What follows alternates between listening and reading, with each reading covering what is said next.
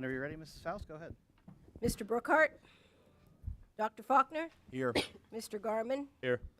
Dr. Green, Mr. Gregg, Here. Mr. Hoffman, Here. Mr. Reichard, Mr. Reichard Jr., Here. Mr. Umbriak. Here. Okay, takes us to number 2, public comment. Public comment, max of 3 minutes for agenda items only. Drew, Anna, Kelly, anything? Okay, then moving along. Takes us to number 3, academic affairs and mental health agenda items. So 3.1 are mid-year growth. We're going to go ahead and get started with that, and if you move ahead, we're going to hear from some of our principals this evening. So first, Mrs. Delgado is going to tell us about the growth at the primary school. Yeah, so within the next couple slides, we're going to focus on reading first, and then we'll transition into the math. We're going to compare the beginning of the year diagnostics to the mid-year, just to kind of highlight how the students and teachers are performing with each other. So within the Danville Primary School, a huge focus has been taking data, spending time breaking it down, what to do with the data, and then providing the diagnostics and creating sound decisions for students. So this particular slide is going to reflect in the dark blue students who were working on foundational skills. These skills are phonological awareness, phonics, word recognition, listening comprehension, and picture vocabulary. So with the support of the classroom teachers offering strong core instruction, interventions, and centers, we're able to see the students grow from the dark blue into the light blue. The light blue is representing more independent reading skills. So within the NWEA MAP fluency, students are moving into new assessments based on the students' abilities, and that program works with the students, reviews how their data is performing, and then pivots it from there. So if we're looking at the top 2 graphs, the one on the right reflects, the top two graphs, the one on the left is a reflection of the fall, how students entering kindergarten were. So at the start of the year, there was about 1% of entering kindergarten students who showed the ability to read independently. And then when you look, as you can see at the graph on the left with the portion of the dark blue, compared to the one on the right, to the mid-year diagnostics, kindergartners increased that independence to 5%. The middle graph is reflecting first grade, representing the growth. There were about 10% of students entering first grade in the fall in the dark blue, and then moving into the mid-year, reflecting 25 to 30% of the students reading independently and being able to decode. The bottom is a representation of second grade students. At the start of the year, students entered second grade and rapidly grew. So there was about 40% of incoming second grade students that were reading independently, and that by mid-year has grown to 65%. So again, that tremendous amount of core instruction that teachers are providing, the interventions and small group center time. If we can move into the second slide. These are the breakdown of kindergarten, first and second grade students that were receiving title reading support. The data from the beginning of the year, the NWEA MAP diagnostics were a huge contributor to the formation of the groups and the students who qualified for the title services. Within the focus of interventions, we can see a reflection of successful core classroom instruction. An amazing amount of successful short-term interventions that worked, which is the goal of any type of intervention to provide what students need to master skills to increase their independence and their performance. The amount of need of the reading support significantly decreased, especially if we're looking at kindergarten in the fall. About 47 students entering kindergarten qualified for those small group title reading supports. By reviewing mid-year data points, dissecting it, really breaking it down, it went from 47 to 33 students. Please don't think students were losing any type of support. The support's being offered just shifted based on what students needed. So if it wasn't being pulled out by a title teacher, the support then could be moved into a tier 2 with the teacher of the classroom working in small groups and interventions within there. The amount of need in reading sports, again, looking at kindergarten and also at second grade, decreased tremendously. That means our Title I reading teachers are really focusing, honing in, and doing a tremendous job. We need to give them a huge shout out for the amount of time, effort, and energy that they put into the students to reflect this type of growth. The next slide, John. There we go. Okay, so even though we have students, more and more students leaving the intervention, our median percentage has not changed very much. We've seen the growth in the lower level of the medium from the beginning of the year to mid-year, as it's reflected on that last slide. A goal moving forward for DPS, and it's already been in conversations, working with classroom teachers, working with interventionists on what needs to be done. But the goal moving forward is then to demonstrate the same level of growth from students performing above that medium to bring the overall percentile to increase. We've already begun this process. Conversations are happening. Classroom teachers have pivoted and really are focusing on what students need to continue that growth. So that was a very brief run through of reading. I don't want to take away the tremendous amount of work that was put in to show and reflect all the increase of percentiles and decrease of needs that the teachers and interventionists have provided. Within the area of math, we do use the iReady diagnostics. The students participate in this at the beginning, mid-year, and end of the year, and we kind of track to see where students are growing. There's 4 different components that we break down within the math world. So the next three slides will show the grade levels and the growth within those. What we want to see in the next 3 slides, if you look on the left of the bars, you see a gray with stripes, and then you see the green with stripes, green, yellow, and then in some of them you might see red. We want more students in the green striped in the green and less students in the yellow and the red. That shows that more students are on grade level or above, and so we really kind of want to close that gap. So the top line here reflects students entering kindergarten. The 32% of students coming into kindergarten in the fall were demonstrated the ability to perform on grade level at the beginning of the year. If we drop down to the bottom bar, this number increased to 57% by the mid-year, which reflects the closing of the gap to more than 25% of the students in kindergarten. That is absolutely amazing. Also note that kindergarten also showed an increase of 20% from the beginning of the year to mid-year in the yellow section. So huge growth for those kindergarten students and the teachers working with them. First grade, again, the top bar is the beginning of the year diagnostics. The bottom bar is mid-year. We want to again see those green stripes and green sections increasing as the yellow and red decrease.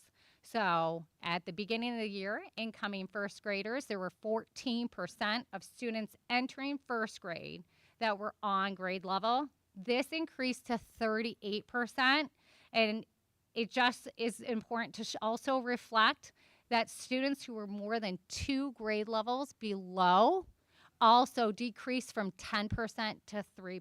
So across the board, the growth is being shown, again, by that strong, consistent core teacher instruction, the small group, and the interventions that are being provided.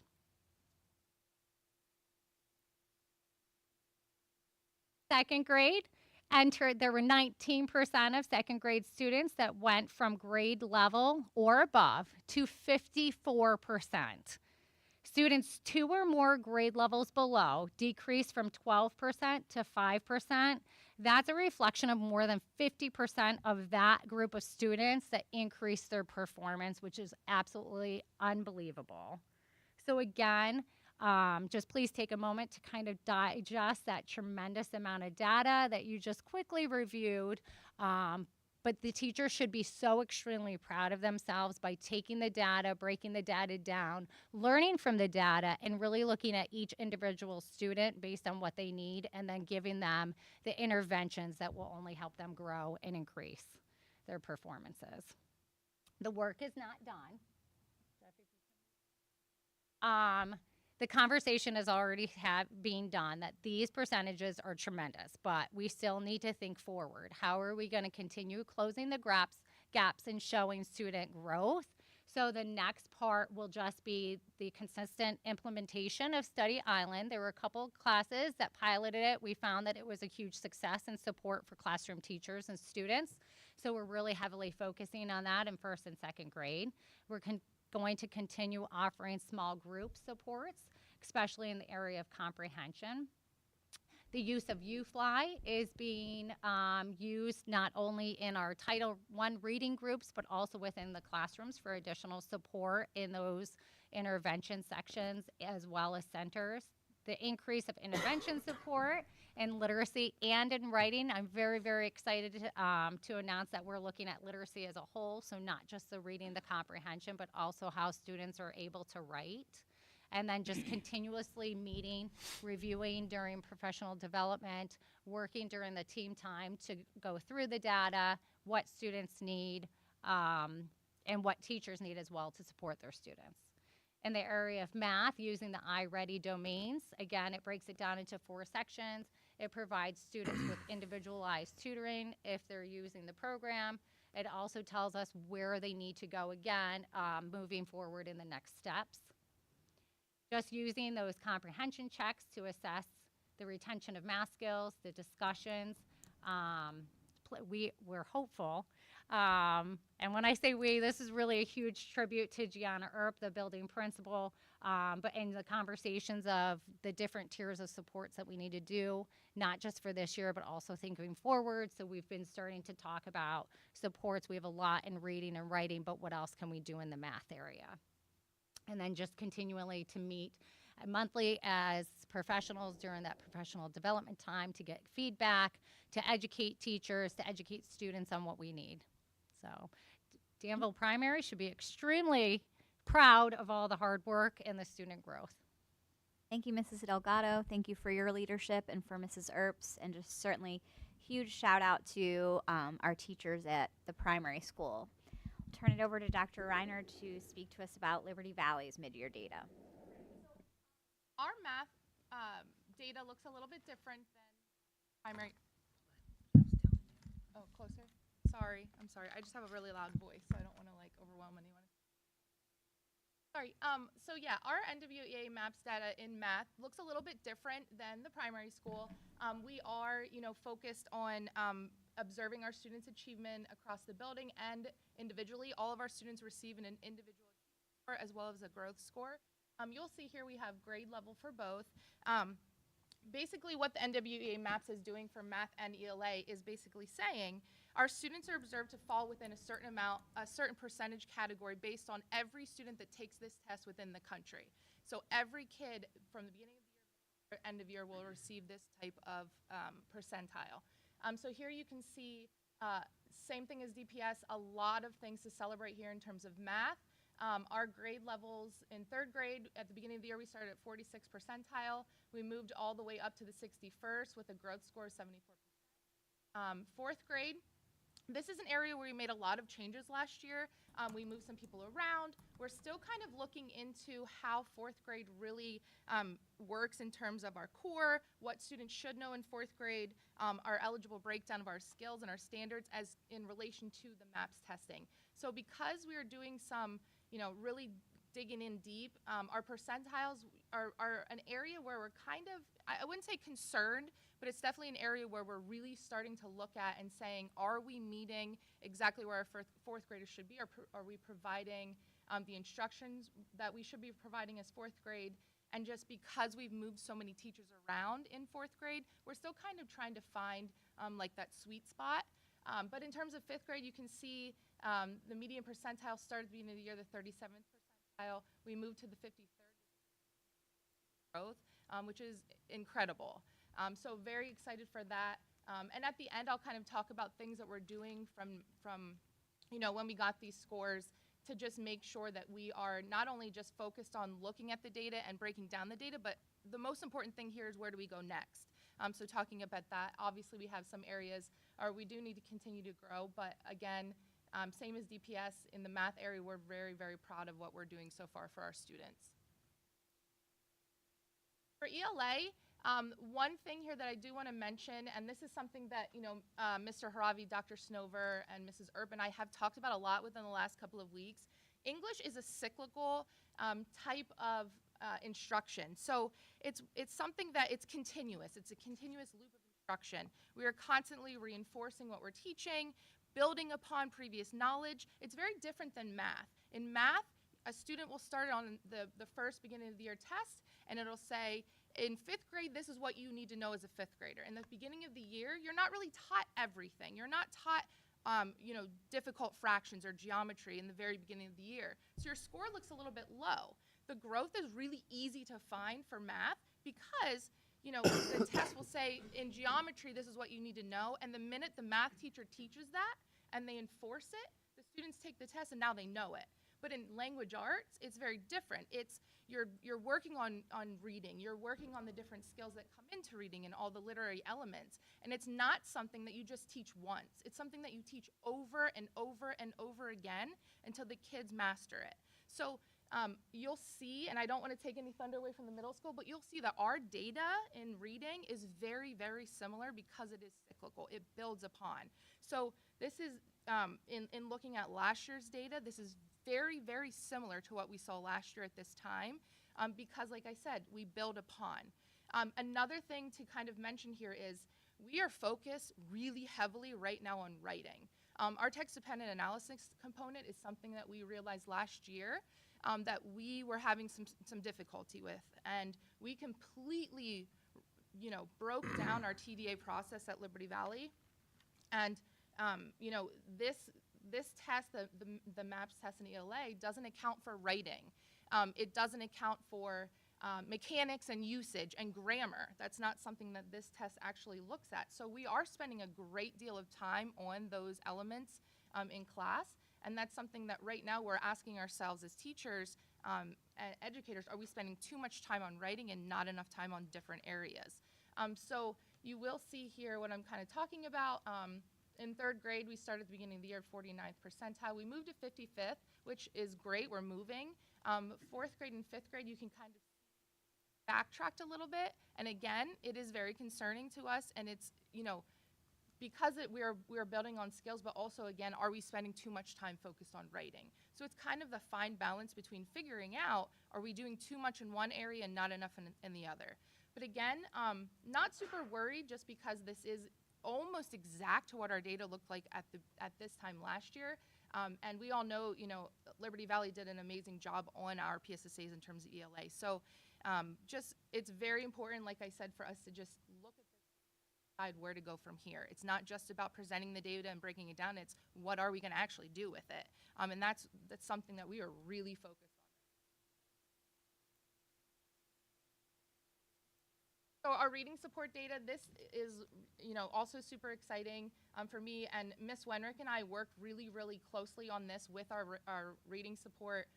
So reading support at Liberty Valley, we started the year in grade 3 with 36 students receiving this support. We have 2 reading specialists. So this is actually a great number of students. Our reading specialists are filled, and they have all sessions receiving support every other day. 4th grade, we started with 29, 5th grade with 30, and as you can see, 3rd grade, what we did was basically we take a student that receives an achievement score of 21% or lower at Liberty Valley.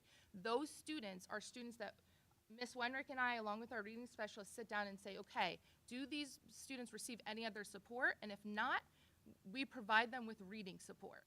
So you can see how our numbers, based on the next test, the middle of the year MAPS test that we just took, we graduated 8 students, which means we were tracking them over last year and this year to see, are they growing? How much are they growing?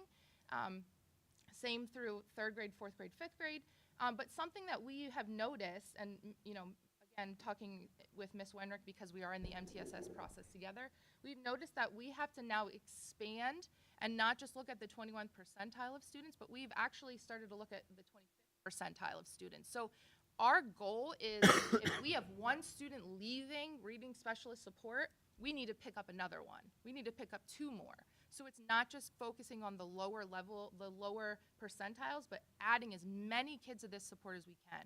So we're constantly talking about these scores, constantly graduating kids out based on their support, but making sure we're filling those spots. So it's very important to us that no reading support spots are left open. We're providing as many kids with this support as we can.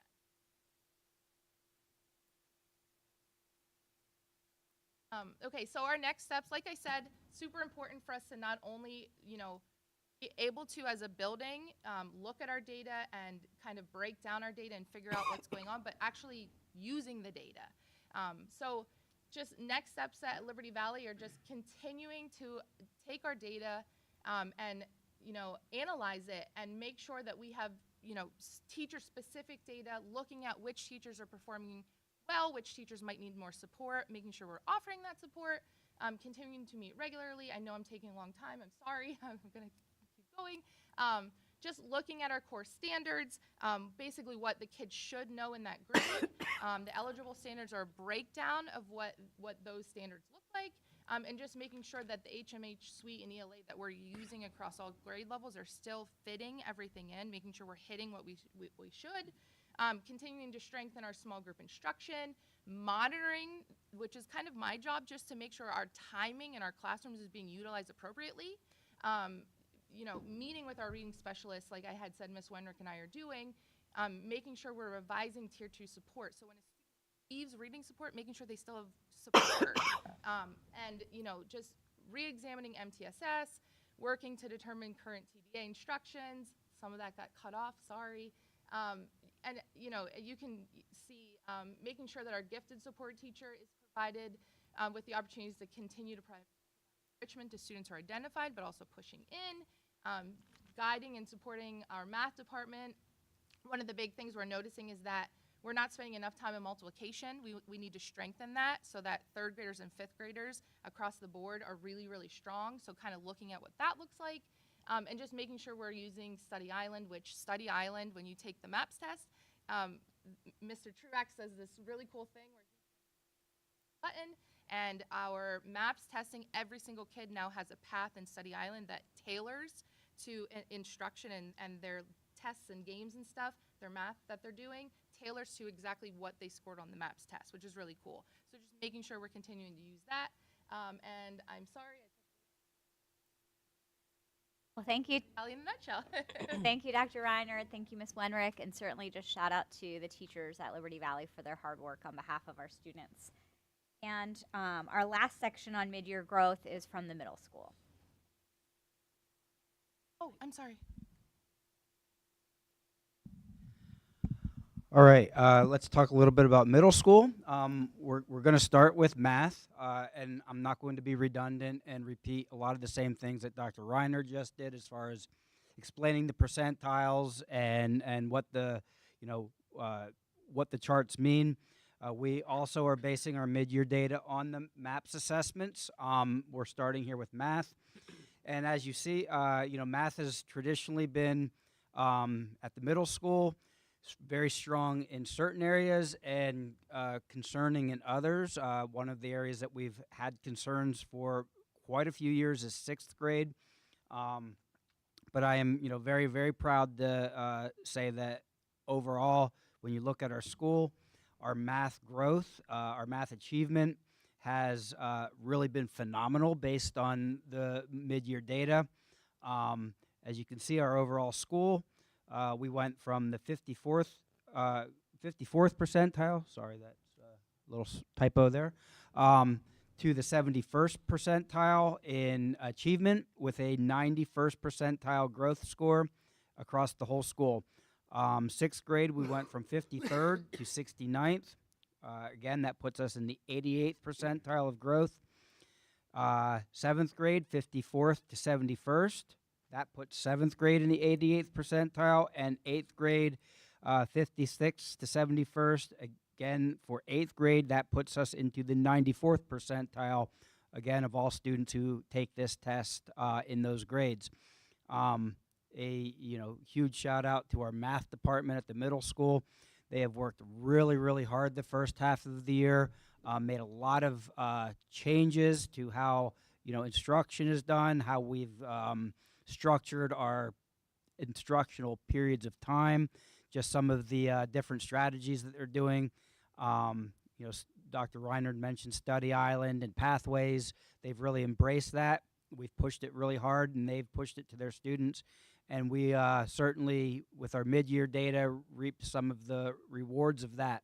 So, we certainly anticipate and expect that we will continue to see growth across the achievement levels. We have a little less than a month until our CDT tests, which will be another layer of data that will help us determine where we are in relation to, of course, the all-important April testing windows where, the rubber has to hit the road. So if we could please move to ELA. Okay, as far as ELA, not quite as exciting when you look at that, all that blue that we saw on the far right for math, but there's still, a lot of positives here. We did see a few drops across all grades, and again, not to repeat what Dr. Reiner just mentioned, that isn't necessarily unexpected, but it's not where we want to be. You can see that our achievement percentiles have dropped across all 3 grades from the beginning of the year to the mid-year. That's something we're working very hard to tackle. We're going to continue to focus on curricular and instructional concerns, identifying gaps in the curriculum as we work through spring and even into next year. Again, not to be redundant, but Dr. Reinhardt mentioned the one thing that these MAPS tests don't measure is writing. At the middle school and certainly other areas of the district, we've dedicated a ton of time and energy to the writing processes throughout last year and into this year. Our teachers and our students have really worked hard on refining the TDA processes, and that did yield some very impressive results in our PSSAs last year, and we certainly expect to see that continue to grow. All the DMS teachers are using a common writing method, and I would like to take this moment to, a shout out to Melissa Nugent, who has been tireless in working with our teachers and students at the middle school. She gets into every English language arts classroom. She conferences one-on-one with every single student in those classrooms when it comes to the writing processes. She's just worked very, very hard with the teachers, with the administration, and the students to refine the writing process. And we're also leaning on her years of experience, very successful years of experience as an ELA teacher, to identify some of those gaps I mentioned in the ELA curriculum. And we're working, of course, with our district curriculum to identify some other strategies that we can put in place to continue to refine ELA. So, again, we have a lot to be proud of at the middle school. Certainly some areas that we want to continue to make sure that we're putting a lot of focus and energy, but anticipating some very positive, great things as we work into the spring months. I'm going to now turn it over to Mr. Haravi to talk about some next steps. Yeah, so at the middle school, really at its core here, this test it places every school on a bell curve with 13.5 million kids in 4,500 school districts. And Mrs. Michaels is sitting here tonight, and she deserves a shout out because the math students at Danville Middle School were just told that they are growing faster than 90% of the students in those 4,500 districts, and that is tremendous. So what we did this fall with math was we identified that it was a high area of need, and our teachers embraced that fact.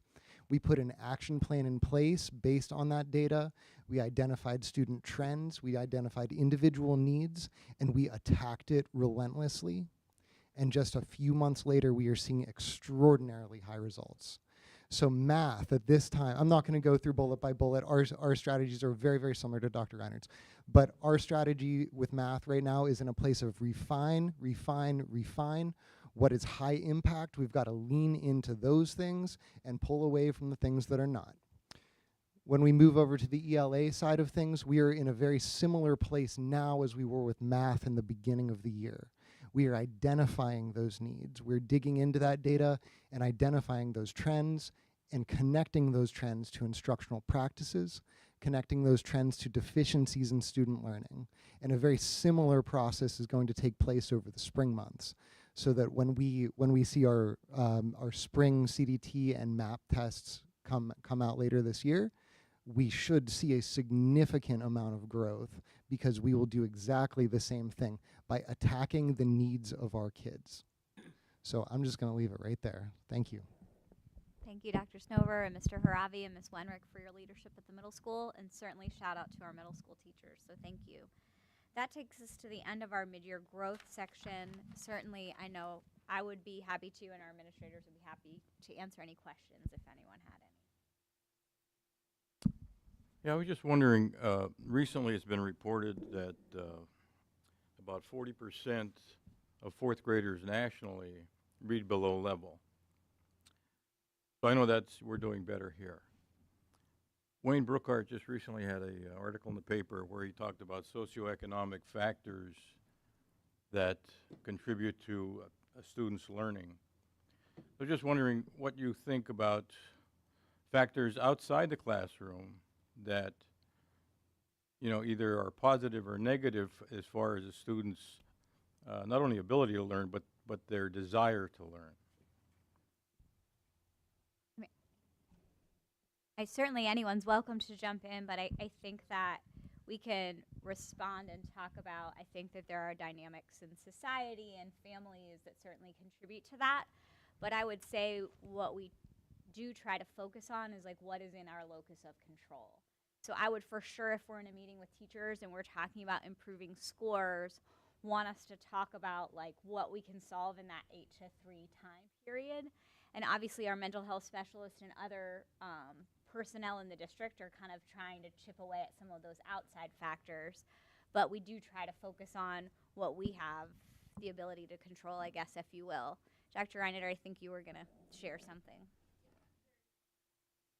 I was just going to say, you know, obviously socioeconomic status does play a factor, but when our students, and I think I can speak for everybody here, when our students enter our building, we work really hard to kind of level the playing field and take those factors away. So we're providing mental health support, we're providing guidance support, we're providing just really amazing teachers. What? And just yeah, we're providing so many resources for basic needs that, you know, like I said, we are trying to level the playing field. And actually, that is something that we all do look at. And Mr. Ryan had provided with, like last year, he provided a lot of data that showed, you know, different race, gender, things like that.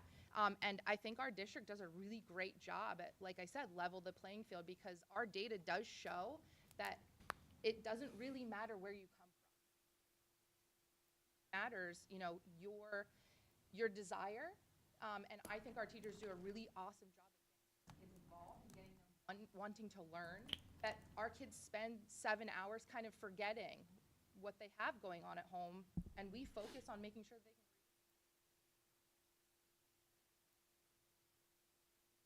read. And they have a great time at recess, and there's so much in our buildings to just make sure it's just really cool. And I think we all just have a lot of pride in what we do every day, but knowing that we focus so much on data, we have the data to support that, you know, it, like I said, it doesn't matter where you come from, it doesn't matter if you're a girl. It really just matters our needs.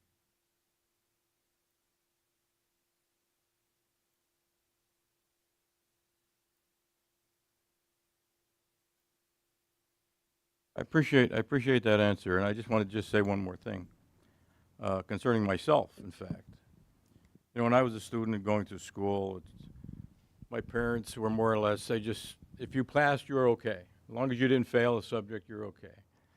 And I didn't really understand the importance of education until much later, till I was older. Well, I was in the service actually. And so the point that I really appreciate that, because if you can instill in the students the desire to learn, regardless of where they come from, regardless of their background, that's a key factor. And if they really want to learn, they will learn.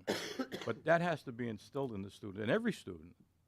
I just wanted to just thank you for that. That's great. Well, thank you all again for your work in preparing the presentation this evening, but obviously that's way bigger. That thank you is way bigger than that. We now, for the last couple years, have been looking at growth data and have also been looking at achievement data in our schools.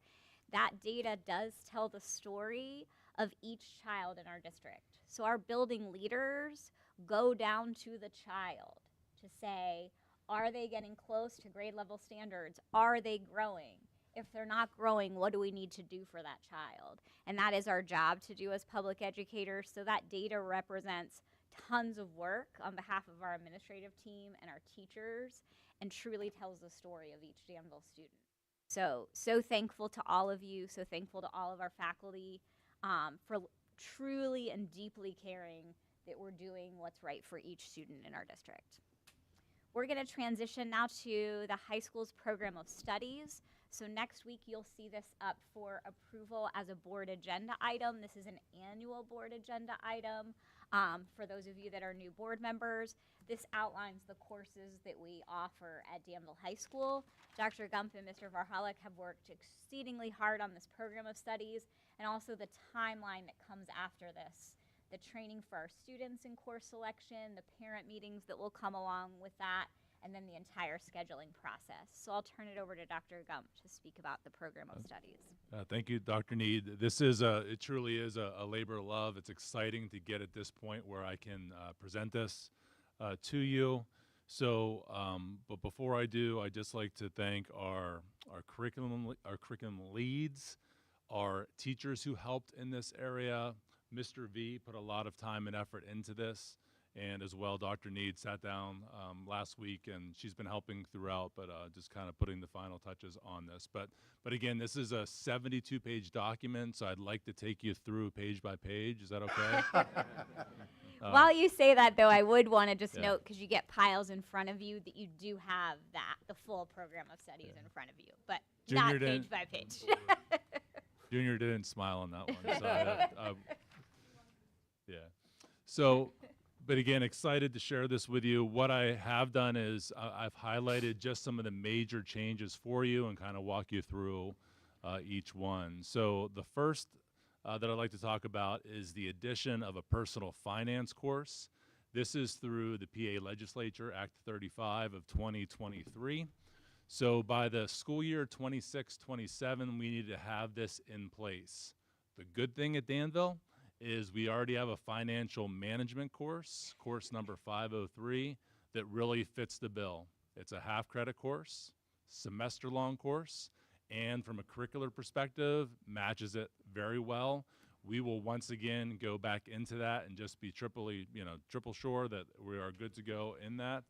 But the business department has done that, and we do match up from a curricular perspective. So with that being said, our plan is to roll out this year, so going down to the 25-26 school year bullet here at the bottom, what we're asking is the requirement will be in place for the class of 2029, that's our current 8th graders, to complete the course during their junior or senior year. Now, we're recommending junior and senior year.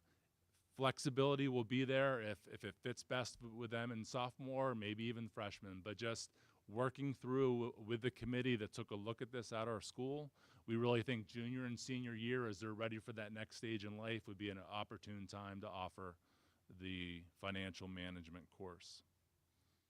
Also next year, we'll continue to offer financial management, because we've been offering it for years, as an elective course for 10th through 12th grade students. And this is where the class of 2028 comes in, our current ninth graders. We're just going to strongly encourage them to try to take that along the way. It's not going to be a requirement for graduation, but try to encourage them saying, look, this is a really good elective credit for you to get throughout the high school time frame. But again, with our 8th graders coming up, we feel that's a really good time to put this in as a graduation requirement. We're still capping at 24 credits. We're not increasing that. We're just going to make the financial management course a half credit out of the 7.5 credits that they have, okay? And again, that now is a directive from the state to do. So it is a good idea, but we're also being told we have to do it. And because I'm going to jump around, does anyone have any questions about this particular requirement?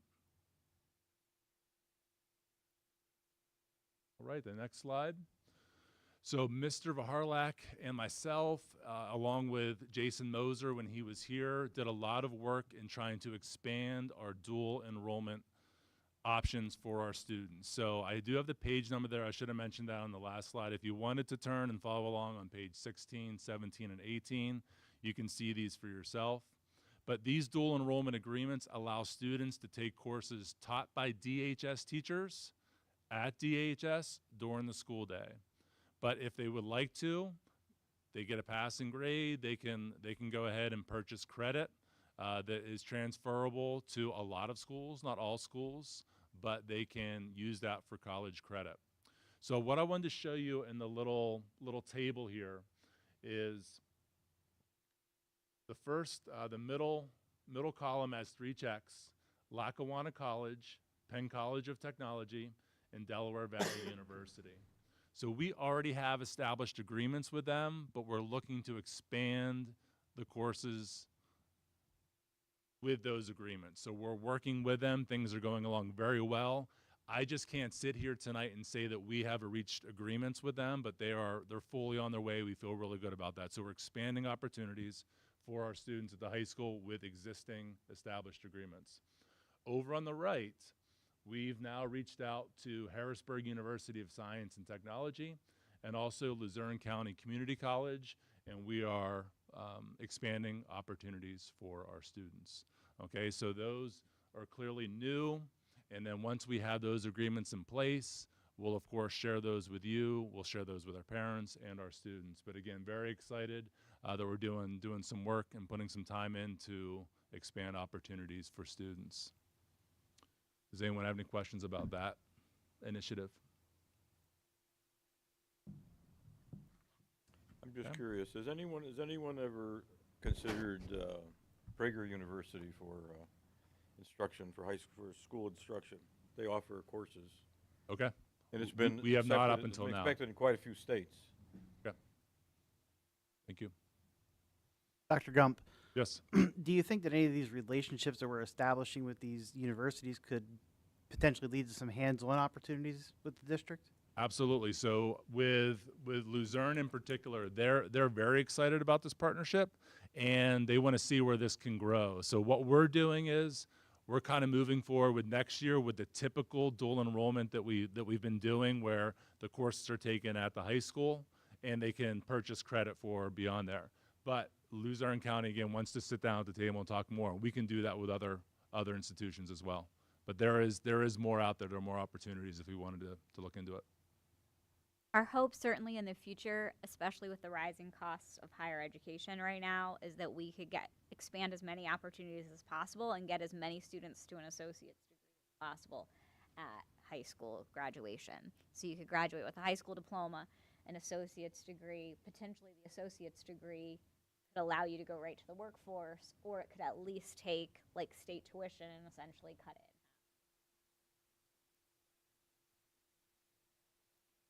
Right, moving on to the Advanced College Experience, or ACE as we call it. This is on page 19 and 20 in the program of studies.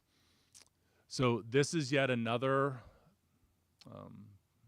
mandate that we have to follow.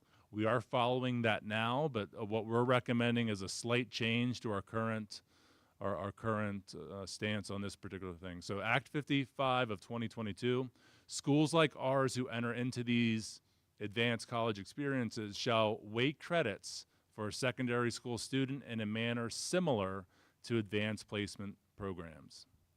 Okay? So again, I'm going to have you jump around here a little bit, but if you look on page 13, you'll see our course weighting table. Page 13. So currently, looking at that, our rank 3 classes, which are on level, so an example that would be an English 11 on level course, is just the weighting is 1.0, so there's no additional weighting added for that. Our rank 2 is set aside for our honors classroom, so let's say English 11 honors, a student takes that, they get 1.02 weighting for that. And then let's say AP literature, a student takes AP literature, and they're going to get a 1.04 weighting for that.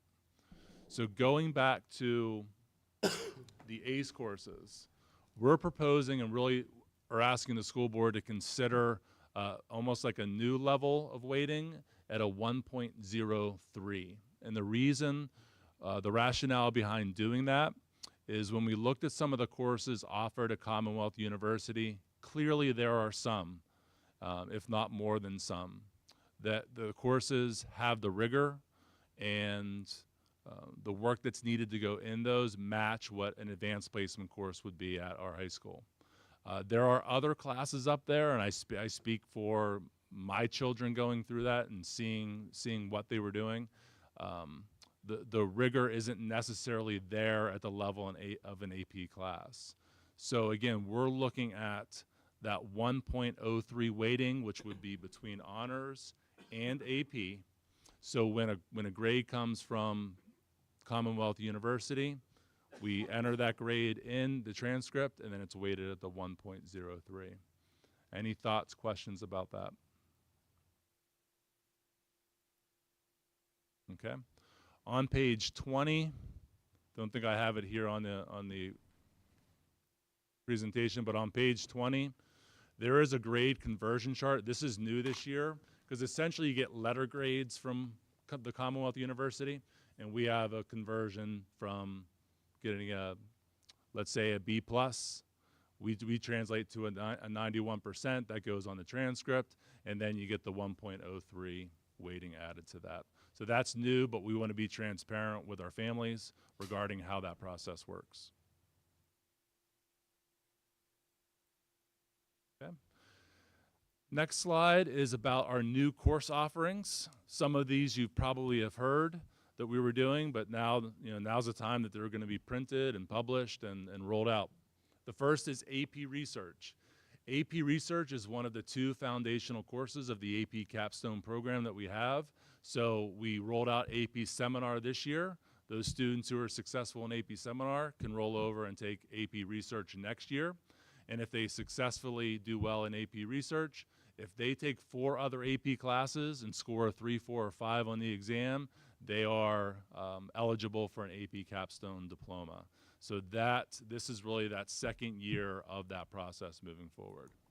Second course I wanted to share with you is pretty interesting. Mr. Wagner is now a fully licensed drone pilot.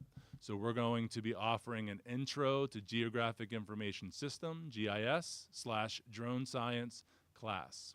So we think that has a lot of applications, including agriculture, but also some other applications such as cell phone towers and so on, where drones are used. So in doing so, there's essentially a course that they learn about things, they learn about drone science and such, and they are really ready if they're 16 years or older. They can then either at the same time as taking that class or following the drone science class, they can enroll in an independent study with Mr. Wagner where they could prepare for the FAA remote pilot certification exam. So we'll be rolling that out. It's something pretty neat and new. Not sure many schools around here have such a thing, but Mr. Wagner's put in some work, and we're looking forward to see how that works. Any questions on that? Okay, Foundations of Bio 2, not as exciting as drone science, but that is a second year course. We rolled out Foundations of Bio 1. Foundations of Bio 2 will happen this year, coming up. And then let's see here. Before I get into the timeline, one last slide about classes. So this is a new sequence of algebra that we have that we would like to roll out for next year. Working with the math department, starting last year, moving into this year, we've been talking about this. But essentially, it would be Keystone Algebra 1A, Keystone Algebra 1B, or students can go the Keystone Algebra 1 Accelerated, okay? So this is on page 36 of the program of studies. I wanted to show you two pathways. These are only two. There are a lot more, especially when you're dealing with math. But they're basically two ways that we're going to roll out to our 8th grade families, 8th grade students, 8th grade counselors, that the graphic on the left, the students in Math 8 right now, when they come up, they can take Keystone Algebra 1A for a year during their 9th grade year, and then in their 10th grade year, take the Keystone Algebra 1B class, and then you can see the Keystone exam icon there. That's when they would take the Keystone exam. So on the right-hand side, this is a student, again, in Math 8. They're ready for the Keystone Algebra 1 Accelerated, which means they're going to get 2 years of instruction, and 1, they're going to accelerate through that curriculum. And again, the exam year would be in their 9th grade year, which is then going to open up some other math options for them. Again, this is only 2 of the pathways. There's other ways they can get through some additional math. Questions on our new sequence?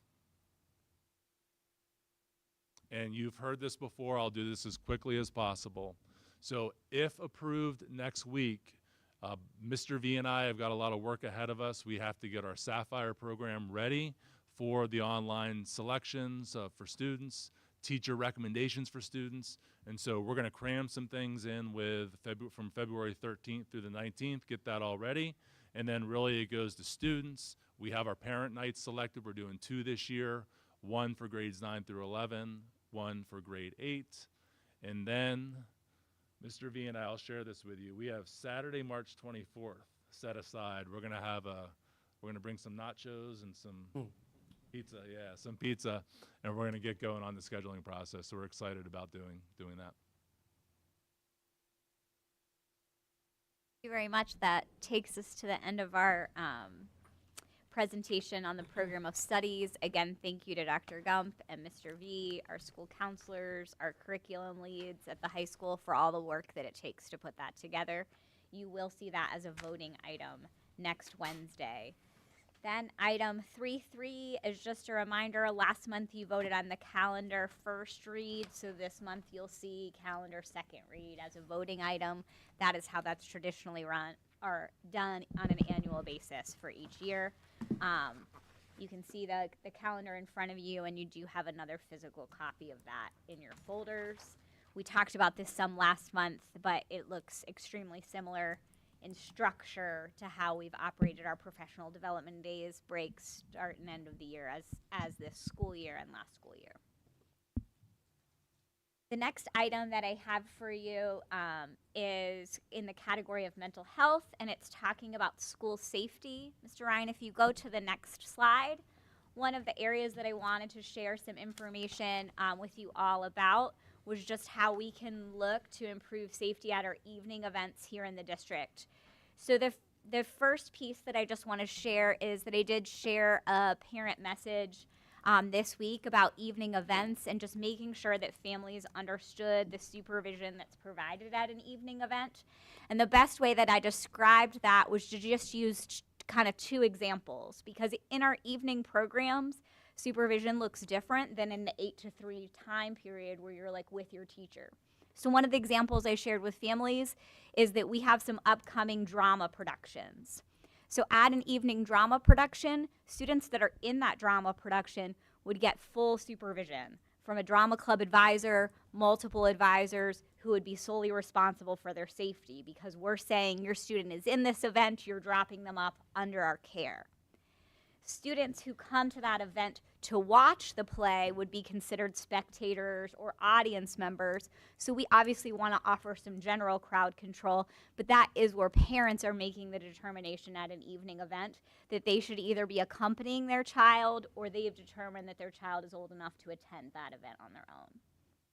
Another example to illustrate that would be a Friday night football game we are assuming safety and responsibility for our football players, our cheerleaders, our band members who are there because that's their specific activity where we have a coach or an advisor that is with them. Other students that are coming to be a spectator at a Friday night football game are coming under the supervision of their parents, or again, their parents have determined that they're old enough to be at that event. So we just want to make sure that even though it's in a school, that parents understand the way that we supervise in that kind of 8 to 3 time period does look different from the evening. That being said, we do take safety very seriously, and so we wanted to examine what our safety is like at an evening event. So I would just like to specifically thank Mr. Albertson, who's our athletic director, because a lot of our evening activities are in the field of athletics for his work on some of the steps we're taking. I'd like to thank Dr. Gump and Dr. Snover. These events tend to happen very frequently at the high school and middle school, so they really have to think about those buildings. And just a big shout out to Mr. George, who's working with his maintenance and custodial staff, because a key part of our safety is just kind of keeping people in a confined area within a building. So Mr. George and his team are working very hard on that. So you'll see just some steps that we're taking as we've met together is that Mr. George is providing very clear training for his custodial staff. And so we've gone through physically touring buildings and drawing out on our building maps exactly where double doors are locked, exactly where we're using gates. So we have very specific areas within a lobby, gym, and obviously restroom access at both the middle school and the high school. So we're prepared to do that for auditorium use in both buildings and prepared to do that for gym use. That is something we have historically done. However, we're adding 3 additional expandable gates and kind of just went through that process again to see if there were sort of any loopholes in the process where someone might be able to get somewhere where they shouldn't be. In addition to that, we do ask that teachers leave all classroom and office doors locked at the end of every day. So certainly our plan is that you can't get somewhere else in the building. But should you be able to get somewhere else, you wouldn't be able to actually get into a classroom. Again, our plan is that you wouldn't be able to get there at all. But just an extra reminder that we do keep all of those classroom and office doors locked at the end of each day. We're also looking to strategically unlock only exterior doors that feed directly to a ticket sales table. So like if we're thinking about the middle school gym, a lot of you have been there, there's a very long row of doors that open all the way across the middle school gym. So we're not going to unlock every one of those doors. We'll unlock a set. All of those doors will be safe for exit, but we'll only unlock ones that are right before a ticket sale so we can control an entry point with a Danville staff member. When that ticket sale personnel or a game manager, if they're not present at the very end of the game, then those exterior doors would be locked. Again, everyone can safely exit the building, but we won't let people enter without someone working at that gate, if you will.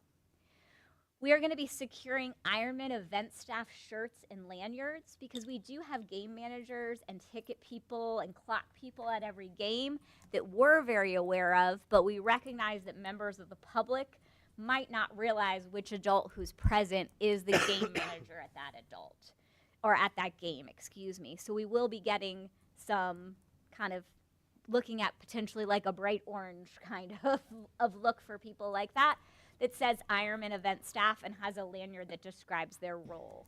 So then the public would know, who could I go to if I had a question at this event. We're looking at professional development for our game managers around crowd management and de-escalation techniques. We'll continue to have coordination efforts with our security personnel. And then again, that communication did go out to families about evening events. Just wanted you all to know that it's something we're taking very seriously and have already taken action steps towards. In general, I had shared this with board members and with families, but I felt like it was important to just share that we have a lot of school safety measures in place, some of which we can be very public about, some we wouldn't want to name the specifics because we do need them for safety. But as a mom of 3 kids, who one has graduated from the district but 2 are here, I certainly understand sort of that tugging at your heart as a parent that I'm sending you to school and I want to make sure that you're safe there. And so I do want to just assure all of you as board members and our parents that it's something we take extremely seriously. And I wanted to just note, this is sort of a statement that we shared with parents, that we don't want to just do things that might look like we're being safe, but we want to actually think about what safety research tells us to do. And a lot of the work around school safety is actually very much connected to the mental health services that we put into place.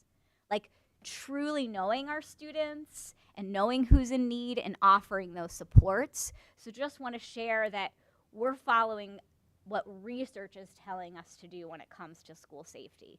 So just a couple themes. I won't certainly read screens to everyone. I know that we're already having a long meeting as it is. But on the next screen, you'll just see two categories that I think it's important for you all to know that we spend a lot of time on. One is working very hard to create a positive school climate. We want our schools to be places that children want to come. So this isn't a place where they want to misbehave or have a dangerous situation, because it's a place where they feel accepted and welcomed, and they have an adult in each building that they feel really connected to. So we work very hard at that. Additionally, we have very clear behavioral expectations, and our building administrators are constantly studying student discipline data so that they can tweak adjustments based on that data. So just a couple things that I would just note here is that at Liberty Valley, for example, they introduced a PBIS school store. Students are extremely excited about it. If you run into a Liberty Valley student, just ask them about going to the school store. They will be excited. And Dr. Reinhardt is seeing a decrease in discipline incidents from one year to the next based on that introduction. At the primary school, Mrs. Earp in her last month's agenda shared that she was seeing a lot of referrals specifically from the cafeteria. So she knew, I need to put something into place to make the cafeteria a safer place for students. They started the Golden Spatula program. Might sound silly, but boy, do 5, 6, and 7-year-olds love that. So just want to name that our building administrators are going down to kind of the minutia of, oh, it's this section of the hall where we're having problems, or it's this part of the cafeteria, so we need to put a plan in place. If you'll go to the next screen, Mr. Ryan, certainly I think a very key component to keeping our students safe is that we make sure our students have access to mental health support, and just would want to name that we have common threat assessment tools that are utilized in all of our buildings. So if we have an administrator or a mental health specialist that has any concern about a child who might harm themselves or might harm others, we have a research-based assessment tool that can be used so we can deem whether or not that's a threat and what we need to do next. We have annual trainings around trauma and mental health. That is a requirement from the state. So again, something we take very seriously when it comes to school safety. If you go to the next screen, Mr. Ryan, I think it's important to note that we do allow for, obviously, a student or a staff member can report any concern, but we also have a platform for anonymous reporting, and students are actually very good about using this. So we do utilize the Safe to Say platform, and we give our 6th through 12th graders clear training about how to use that, and we would certainly respond to any safety concern with the highest priority. So the incident that had happened where BBs were on a bus was handled like within moments of a student entering the school, taken very seriously. If you go to the next screen, this is sort of the nitty-gritty, if you will, of security that I think is just important for you all and for our families to understand that we have. So we have limited controlled access points for every building. And so the way that you enter our buildings is through the office, where we have you enter a vestibule and then you enter the office area. We do have door alarms on exterior doors that tell us if a door is open that should not be open. Having exterior doors locked is one of the most important measures that you can take in terms of safety. So those doors were an important those alarms were an important purchase for the district. We also conduct regular emergency drills, and so we can get into a lockdown very quickly in a school day, and our doors in our classrooms remain in a locked position throughout the school day. So they can be props so kids can come in and out, but should there be a need to lock a door, it can just be pulled and the doors are locked. So that's a directive to all of our staff members that your door is kept in a locked position at all times. We have surveillance cameras throughout our building's interiors and exteriors that can be monitored by our school administrators, by our school police officer. Certainly would like to thank Mr. Ryan and Mr. George for their work in supporting administrators should we need to have any changes to those, additions to those. So if there's ever a spot we don't feel like we have eyes on, we're adding to that system. And then every classroom across the district does have an emergency bag in it that has a quick reference flip book for emergency procedures. So in an emergency, if a teacher was nervous about what do you do in an evacuation or a lockdown, they have a place that they could look immediately, hangs in a bright red bag by their door. If you go to the next slide, we do, in terms of safety, have a district-wide safety plan. There are regular meetings of our safety committee. There's a district-level response roles and building-level roles. We also have a reunification site in our community. I was actually at a meeting yesterday with first responders from all over the county about reunification site plans. We take teams from every school to that reunification site to map out exactly what it would look like should we need to evacuate there. And then on the next slide, you'll see we also try to have very strong relationships with law enforcement and very clear communication to families. So we do have the School Status Connect communication platform, as well as the ability to do mass texts and calls, and we would get information to parents just as quickly as we can. We do that on any issue that arises. We do, of course, prioritize safety, so we would get students safe before we'd communicate, but we would do it as timely as possible. We have great working relationships with all of our local police departments and great working relationships with the Montour County Emergency Management Group. And again, that most recent meeting was literally yesterday, so we're actively updating plans as appropriate and staying connected. So that's the end of that section. Happy to answer any questions anyone might have. All right, that takes us to finance, so I'm going to turn things over to Mr. Davis. Thank you, Dr. Need. We'll get started with the next slide, Mr. Ryan. It's the 25-26 expenditures. Board members, as part of your packet tonight, you have budget working papers. It's a review of expenditures for the district's operations in the 25-26 school year. I just want to start out by giving you a sense of how we got to these numbers. This work started before I even came on board with the district in October, with our principals and department heads meeting with staff members to determine the needs for their departments. Basically, as actually prior to me even arriving here, Dr. Need and I had scheduled budget meetings with each of the departments to review where they are at, and so those meetings took place in starting right away at the end of October and in November and December. The board took action in November to pass the Act 1 resolution, which had to be done by now, but it can be done as early as November, that the board would not seek to go above the Act 1 index for the year.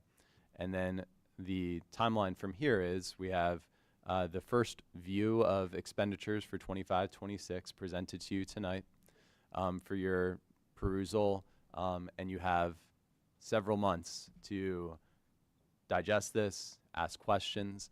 Each month we're going to be coming back to the budget. Next month we'll be going into a deep dive on revenues, and then in April we'll be combining it together, taking a look at where things stand. In May, the board needs to pass the preliminary budget, and then in June, the final budget needs to be passed. So that's the timeline. That's how we got where we are. There are 92 pages in this document, Dr. Gump, so we could go Let's say he's going to page- go line item by line page, item like page you. by page, line by line. No, I just want to give an overview of this.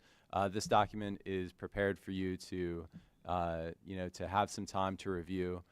We did have a finance committee meeting at the start of the month where we had rough projections. We had a finance committee meeting last week where we started to look at some of these numbers, and then this has basically the whole package put together. But the first 2 pages have a breakdown for you, department by department, of what the budgeted expenditure is for 25-26, and you can compare that back to this current year and also to the fiscal year 24 year as well. Considering the impact of COVID and ESSER funds, I didn't think it was, and the fact that I wasn't here, Dr. Need had just started, to go back further than that, I didn't think would be useful. I'm certainly willing, if you have any questions about particular items, to dig back across 4 or 5 fiscal years for you, if those questions come up. So you can see department by department, the overall budgeted expenditure, the change from last year to this year. I do want to highlight Dr. Gump's efforts at the high school to significantly reduce his budget this year. That actually is not a typo in this year. What happened was the budget that Dr. Gump submitted last year in the spring was for a total of approximately $333,000. One of the line items when the budget was entered into the final form, the PDE 2028, a line item that Dr. Gump had submitted as approximately $13,469. There was a typo, and it was submitted as $134,670. So next month, Dr. Gump, those funds will be, as board willing, will be moved into the district contingency fund and out of that expense fund. Sorry. Quick, spend them. So, those requisitions will not be approved. So there is, but that's actually a good segue into the importance of having a contingency fund as a district. In the PDE chart of accounts, it's recommended as a best practice that the district has a budgetary reserve, and that allows you to confidently budget expenditures at your reasonable levels, what you reasonably expect that expenditure to be, and know that if one department area or one line item is off, that the central office has the capacity to cover that. So it eliminates any sort of scarcity mindset that's out there. One thing I did notice is I've had to dig into multiple fiscal years from the district here, and I have noticed Dr. Need's efforts and the administration's efforts to align our expenditures, our budgeted expenditures, with what we're actually spending. And so you can see that happening over the past couple years. That also highlights the need to have a dedicated contingency fund. And so those funds aren't, you can't charge expenses against them. You need to make transfers out of your contingency fund to expenditure codes before you can make those expenditures. Those transfers have to be approved by the board. So the board would still have full control over that. But that's one of the things that when I came on board and I noticed the district didn't have one, I thought we really should. And then it actually works out that we did have one. It was just sitting in a high school expenditure account code, which will rectify that next month, or you have the opportunity to. So as we look at the totals for the departments, I just want to highlight that on the second page, at the last section there, we have salaries and benefits, and that is always going to be the primary driver of costs year to year in a school district. I also wanted to note that as I compiled all the numbers, it initially came out to approximately like 47,999,000, and I just thought it's a $48 million budget, and so that's why the contingency, the budgetary reserve number, is at 201,075.92, rather than having it just shy of 48 million.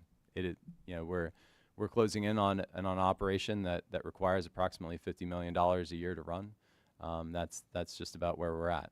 When you think about the change from last year to this year, we're at a $46.6 million budget last year. Where are those changes coming from?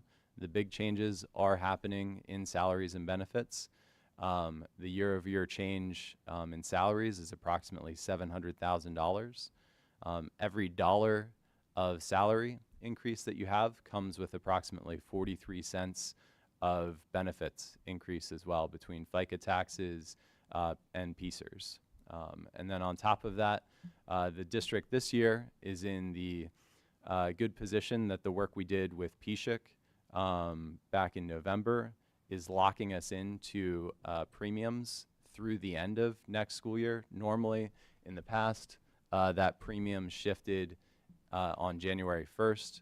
Our PSHIC agreement that we entered into had us locked into our current premiums until June of 2026. So on a healthcare basis, which is a big driver of benefits costs, we're in a good position for next year. There's only approximately $90,000 budgeted for next school year of increased medical costs, and that's because we have several positions that are open in the district, and if someone would come in, would be hired into those positions, especially if they'd be hired and come in on the family plan, we need to make sure we have those expenses budgeted. So we have $90,000 there that would cover 3 employees coming into the district new with family plans. So far and away, that's, when you think about a $1.4 million increase year over year, there's 1.1 million of it, and the rest is, that's less than, we're talking less than 1% on the rest of it. So overall, the increase from the budgeted increase or proposed budgeted increase from this current year to next year is 2.93%. And then this is, I know the board wasn't presented with this level of detail in the past, but when I came on board, I saw the way the different departments were sharing their budgets with me. I thought this format was easy for me to quickly get into the details and see, what that principal or department head was trying to accomplish with their funds. And so I thought it'd be good to unify that for all of the district and share that with you guys as board members as well. So like I said, I could go page by page, line by line, but I mean, those are the highlights on the budgeted proposed expenditures for 25-26. You have all of the details available to you here.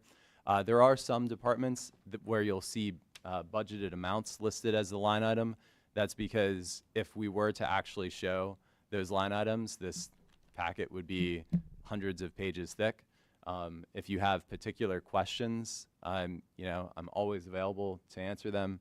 I expect we'll probably need to have another finance committee meeting at some point as well, prior to the March meeting. So if you have questions, feel free to bring them my way. Certainly like to thank Mr. Mabison for his work in putting this together, but this also just represents like a shout out to our entire administrative team for working with their departments to get to the point that we're here. We are trying very hard to be as transparent as possible. So rather than just see like a budget code and an amount, for you to see the actual items we're buying within a department to understand where it's coming from. I'd also just like to kind of reiterate something Mr. Mavis said and shout everyone out. For us to be able to present a budget where we still think we're going to be able to serve students really well, because that's a priority, and be at less than 3% of an increase outside of salaries and benefits that we don't have control over. Just really impressed that every administrator takes very seriously the responsibility of we're just getting what we need within our department. We have in-depth conversations about that. So just shout out to the whole team for that work. Absolutely, yes. Thank you.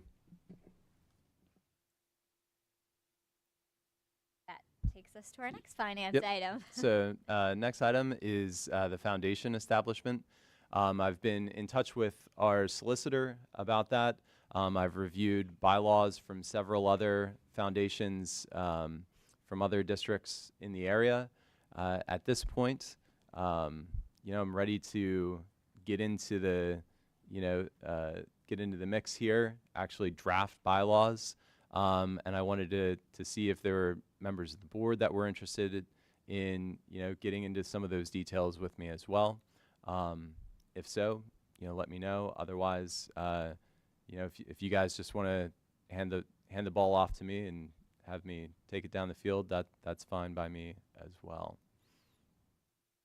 Essentially what we'd need to do is bring bylaws to the board to approve at some point here sooner than later. So Mr. Mavis is certainly equipped to do that and present, and then we could sort of edit and alter from there. But if someone If there's particularly jazzed by writing bylaws for a foundation, he would certainly welcome hearing. That was going to be my next question, was about an approximate time frame we could have this up and rolling.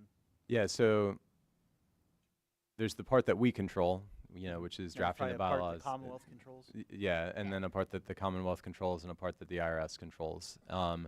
So a reasonable time frame is, 3 to 4 months once we have our end of the deal done. We do have a contingency in place if someone walked into the office tomorrow looking to make a substantial donation to the district and they needed it to be to a 501c3. We have partnerships already in place where those funds could be received by on behalf of the district and utilized at the district's discretion later on. So we have that capacity, but it would be good, for the community to have a foundation specifically dedicated to to the school district.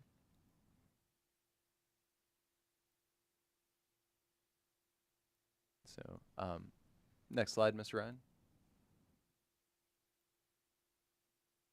So next week, as part of the voting meeting, you'll have... I apologize, Mr. Mavis, Oh. but we don't have a slide for this, so error on my part. But 4.3 is employer health reimbursement, if you want to speak Yep. about that. And Sure, then sure. 4.4 fly fishing, and then Yeah. we can... So next week we'll have 2 items for you to vote on.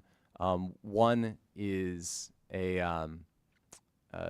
just an approval to fund health reimbursement accounts for any employees that are ineligible for health savings accounts. So there are some situations where employees, due to other benefits they may receive, due to age, they may not be eligible for an HSA, a health savings account.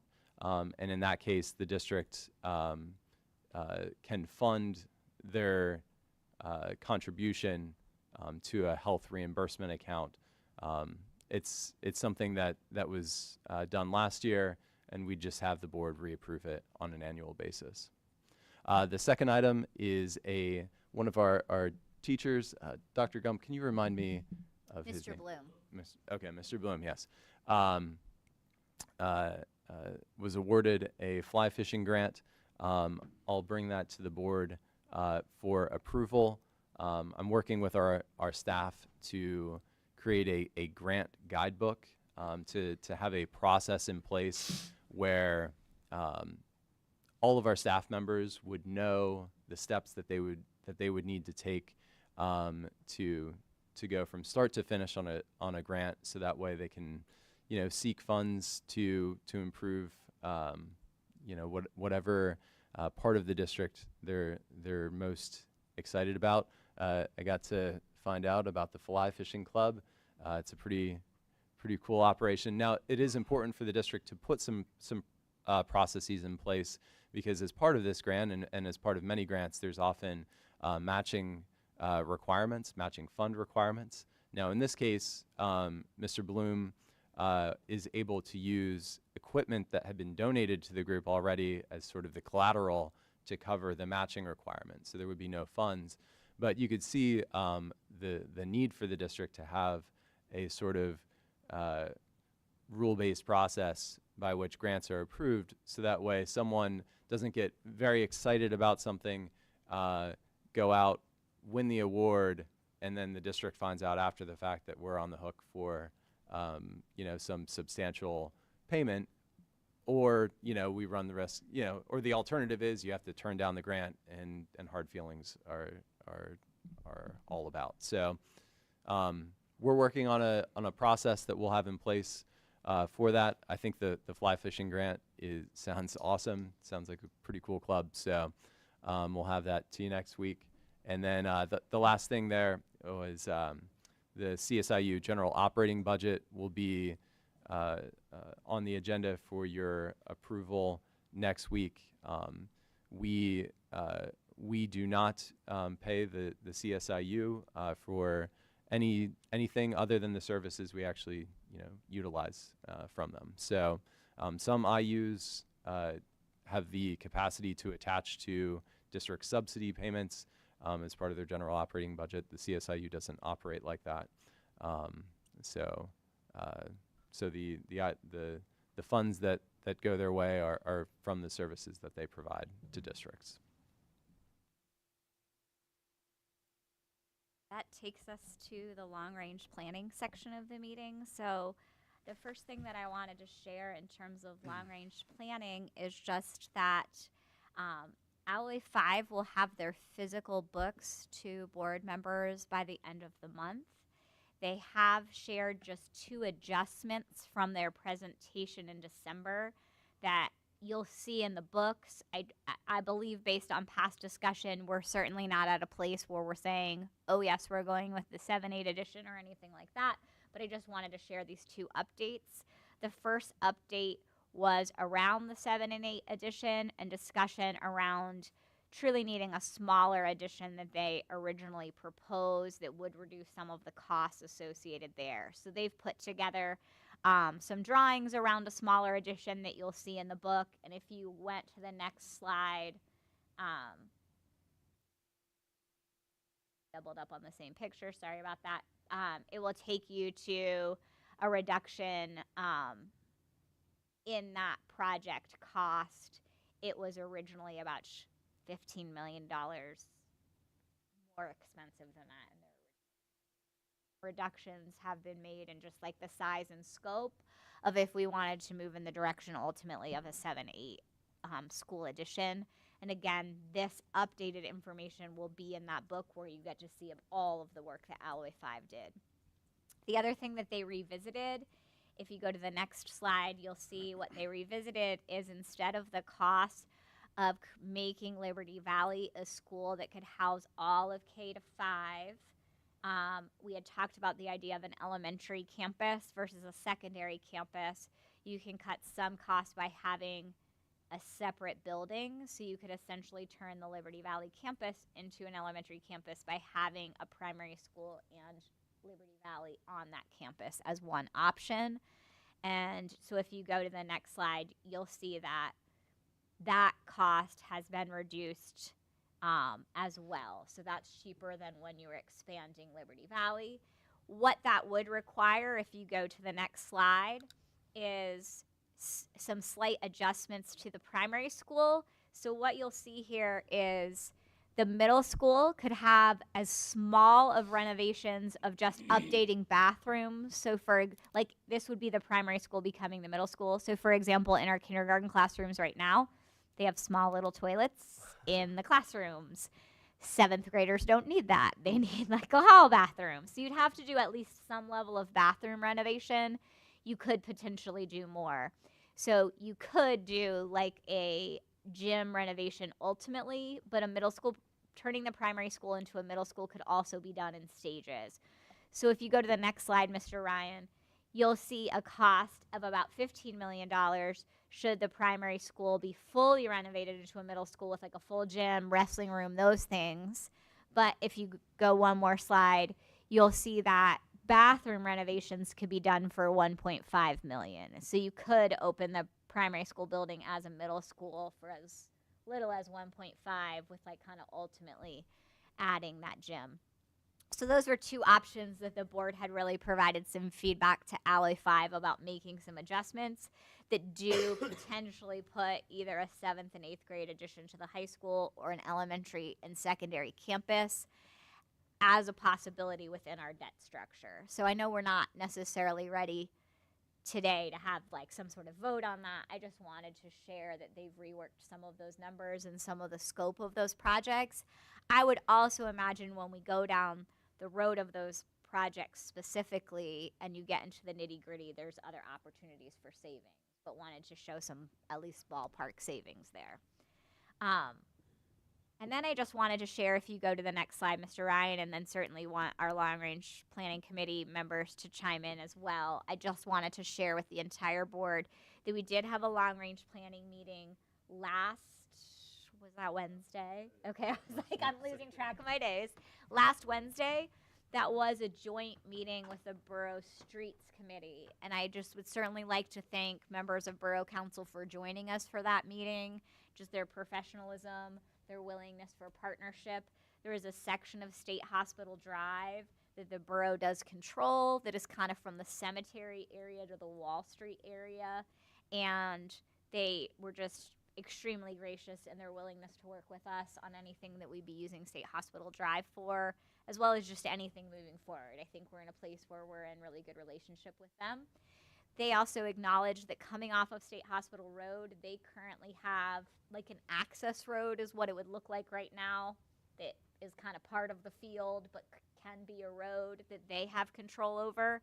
And if need be, we could use that access road as an entrance to a field facility, and they were very clear that they would be comfortable with us doing that if that was the way we needed to do it.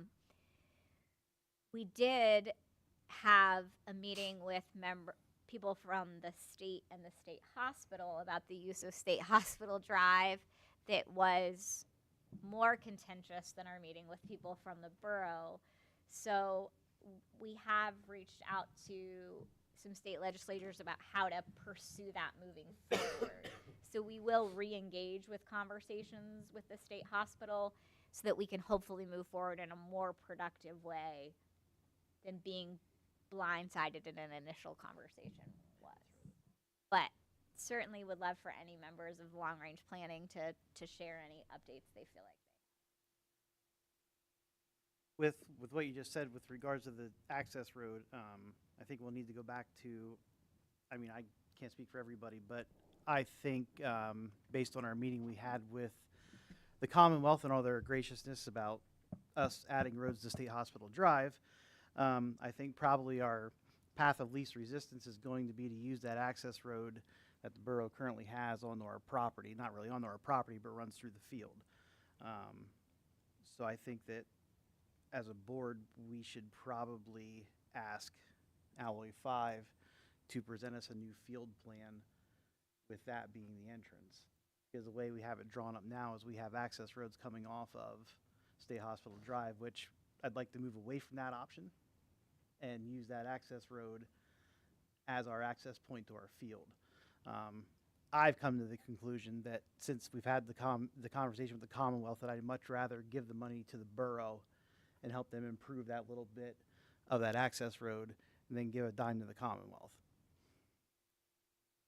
I think where we are sort of in that process, if the board would feel like we're there, is we are talking, and Mr. Mavis is doing this, so he can certainly add in, about getting core sampling done on those fields. So he's already reached out to the company that's done that for the tennis courts and also where the baseball and softball are, so we get a sense of what we'd want to do. And then we had talked about putting that project, not that Alloy 5 couldn't work on it, but putting that out to bid to more of a like athletic construction company. But I do think when the board's ready to vote on that, we could name that we want them to come up with a drawing that uses the access road. Yeah, I know we talked about Yeah, going back to because I them for think some that- drawing plans since we've already used them. for Yeah, that. I think that supporting the borough in that way, based on the meetings we've had, makes Absolutely. a lot of sense. Absolutely. That was one of my other things I had wrote down here in my notes too. Was I wanted to ask about the core samplings if we've had them done yet or had them scheduled for the fields, both across the road and for the baseball and softball. So I've been in touch with Tim Birds from Midlantic. I was going to talk about it when we got to the tennis court update as well, but I guess that's the next item up fine. anyway. If I got ahead, if I got ahead of you, that's So fine. We can talk about it when we yeah, get yeah. there. No, so Midlantic did the coring for the tennis courts. They can do that work for the fields, both the fields across from the primary and also the existing baseball and softball fields. They can also do the property behind Liberty Valley. The cost for that is, pretty substantial once you tie up the rig and the labor for the day. So we'd be looking at, maybe even $20,000 to have that work done.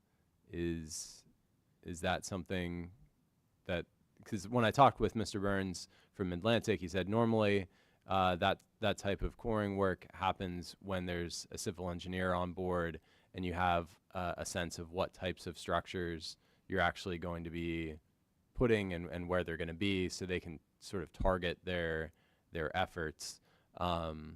So he, kudos to him, wasn't just like taking Yeah, our money take your money. as soon as we brought it up. He said, normally this is the process that you go through. So he said, for a much reduced rate, he can do a paper study, but that's obviously not digging into the ground and seeing what's actually there. So so that's something that the board can contemplate, and if you just want to have some feedback for me next week about how to proceed there, we could.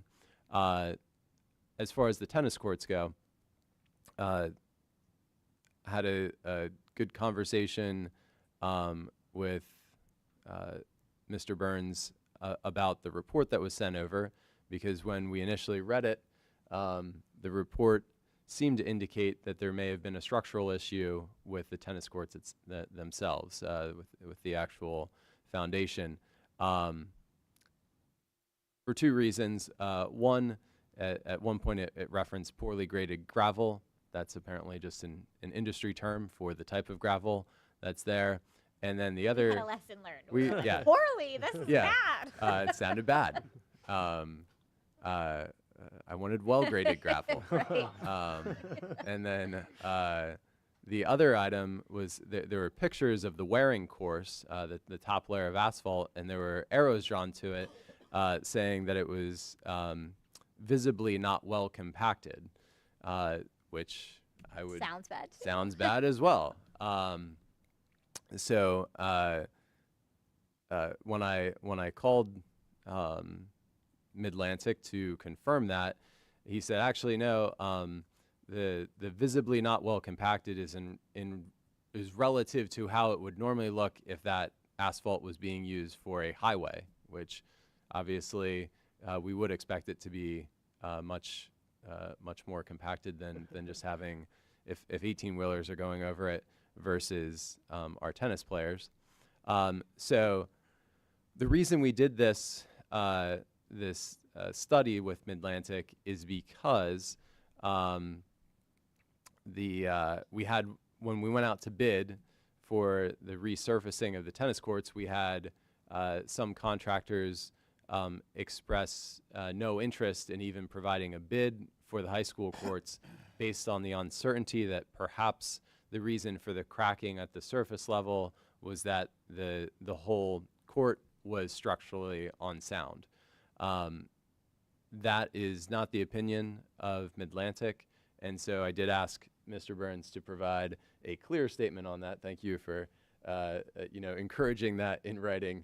Mr. George, Tim did say we definitely need to get that in Lots writing. of people could Yes. read that as poor like we did. Yeah. Let's clarify this. So they revised the report.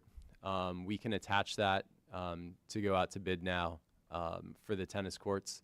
I did also speak with a company that specializes in doing tennis courts, and the gentleman was interested in coming on site to see our courts. I said, why don't we just do a video call to get a quick view of it? So just yesterday, took him out to the tennis courts, walked him, through the whole area, with my phone, showed him the cracks that we were seeing, described it. He, afterwards said that sounded like we had asphalt that had recycled materials in it. So it basically sounded like listening to Mr. George describe what had happened out at the tennis courts. Yeah. Don't go work for them. We need to keep you here.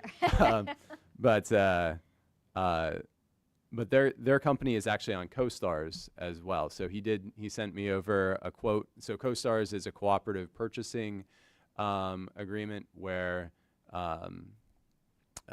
we could accept their price today if we wanted to. We wouldn't have to follow the formal procurement process. Those cooperative purchasing entities do that work ahead of time, so that way municipalities and districts don't have to go out to bid. So the price he offered was in between. So two companies did provide us quotes for resurfacing earlier in the fall. His price was in the middle of that. So I was going to reach out to the one company that didn't offer a bid to just see, to make sure that they really were just, they didn't want to touch it because they were uncertain why that it was in the state that it was in. I think if there is an interest from those companies to give us another bid if we go back out to bid, that's the process I'll follow. But if they're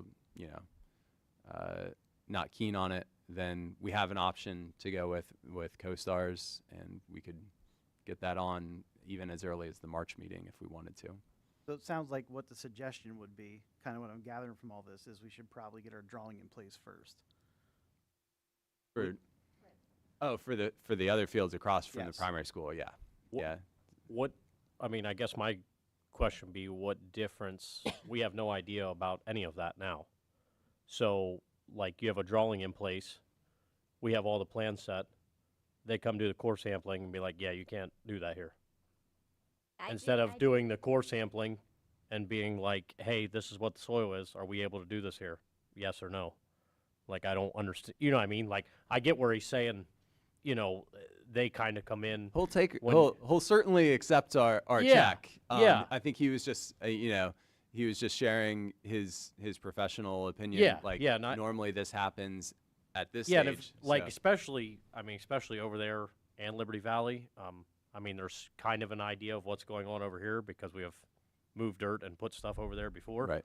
But like over here, we have no idea, and there's been corn planted behind Liberty Valley for 80 years. We have no idea what, you know what I mean? So Mhm. I don't know. I mean, if that's their professional way to do it, then, I trust them. But like at the same time, it's like, hey, this is what the dirt looks like. What can we do here? Right. That's, I would agree that we're in a unique position where decisions are going to be made based on whether or not that ground can handle it. That might be different than someone who's like, this is absolutely where my school's going. So I think Yeah, they don't what have a Mr. choice. Garman Yeah, is saying yeah. is like, we have a lot of balls in the air as like maybes, and Yeah. so understanding the ground might help us yeah. catch the right ball. Yeah, and could s- even if it's not something that's done, as far as like building or doing something on the ground now, like if you do that sampling now, Still 20 valid. years down the road, if somebody Still wants to do valid. something, yeah, I could see if he could have a a proposal available Yeah. for the board to consider next week. Would you be interested in that?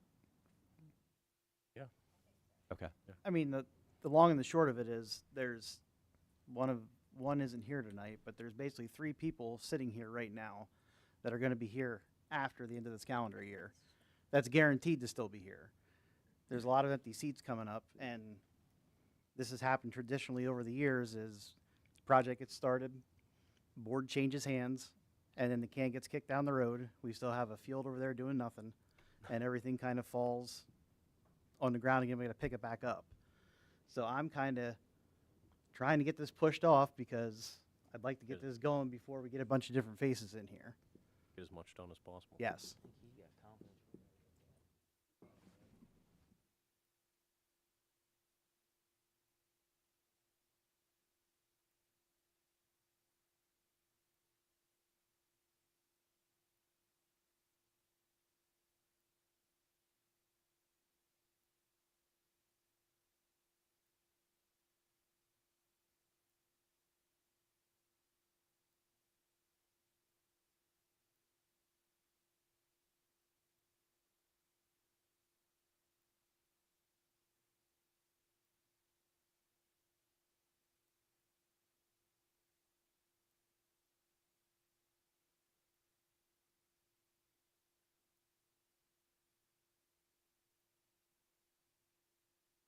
Mhm.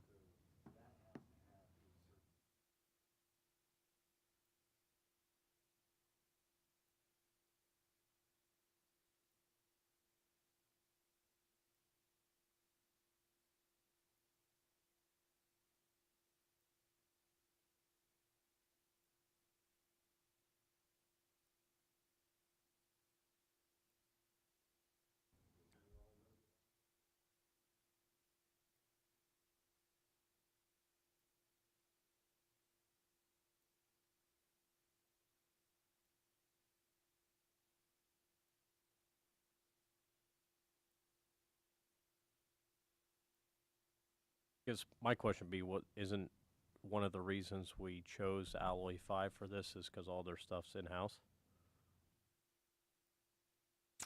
I don't know that course sampling is a No, part no, of no, that. not that. Yeah. I'm saying like the engineering side of it.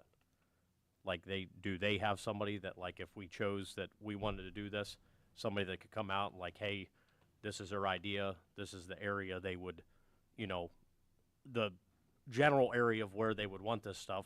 Like, you know what I mean? Like, I I mean, don't they know could if they. certainly show someone like what the plans are that they've drawn Yeah. up so far. Yeah. Say, especially if we just wanted to core sample at the fields. I mean, we could share. Yeah, because what like I they've said, drawn up so far. I get the structural side of things, and this is where it's going to be. This could be here. This could, but like I said, 2 of the areas we have absolutely no idea what's underneath the grass, let alone you know what I mean, wanting to put something on it.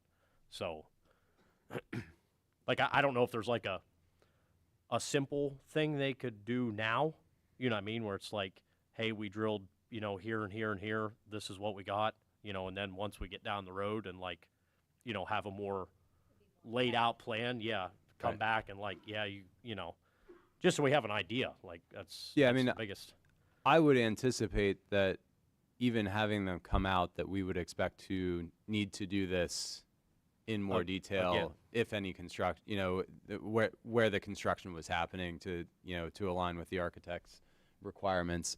But if we just want to get that information right now, I already sent him the email requesting the proposal. So, so hopefully we can have something for Friday to have for consideration next week, and then like I said, he said normally at this stage it's a paper study. I come out, review geological records, give you a sense of what you're likely dealing with, and then that's what's used for the engineering standpoint. But he said, you could certainly bring the rig out and get the job done. But once they're out here, he said, we don't just.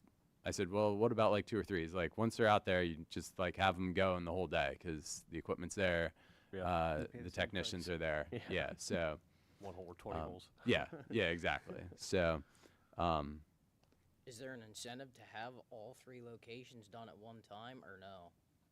I'm not sure they could get all 3 done on the same day. You know, that's I'll see what he comes back with. I mean, The price of one. yeah, well, if there, Right. if, yeah, I mean, if there's no incentive to it, That's You most start of with the field. Yeah. he's here, and then once we decide the future of where we are going building-wise, then, decipher out there of where the location of that is, especially if there's no incentive on it. Yeah, and even if the incentive's like, hey, if you do this for us for the field, like, you're the only person we're gonna call back when we wanna, you know what I mean, when we wanna go do other things. That's, But I the know oth- that. The other question, kind of like you were asking, though, he was basically recommending an engineer to be on hand when the drilling was being done, correct? Or he was just saying that like normally involved. there's plans, there's an architect that wants specific information from certain locations. Yeah, I mean, so- and that's the other thing I was getting at, because that's where you were going with that as well. Yeah. If we have to then have somebody else, because Alloy 5 can't provide that, what's the additional fee going to be to provide that, to where it's an architect, engineer, whatever, we need to find that out as well. Yeah, maybe off the bat, like he said, doing this over here first, and then maybe just a soil study over here. Yeah, I mean Just a paper study and a paper study behind Liberty Valley, just so we Right. have a general idea. Yeah. Brian, somehow we've gotten like 20 slides ahead. I'm not quite sure how. We're back at long-range That's it. planning, but I think Mr. Reichert has another. This long-range one's actually planning. directed for you, Mr. Ryan. So, and I'm sure you've done your homework because I've heard about the budget you put together. You got it down to the penny. You're a dot your I's, cross your T's kind of guy. So my question is, I had a concern, not really concern, but something voiced to me about internet service at Liberty Valley. I'm sure you've done research and you've explored options, but if we're going to move forward in a long-range plan and potentially maybe make that an elementary campus, is there anything we can do out there to make the internet better? You mean like cell phone? I was gonna say like. No, like the service itself. Phones also, but the concern was raised to me by Mrs. Reno when she's out doing her food service study, that there's a problem in the cafeteria with the internet as far as with the food service software, with the kids putting their numbers in and it taking the orders and processing the information. They have to write stuff down on paper.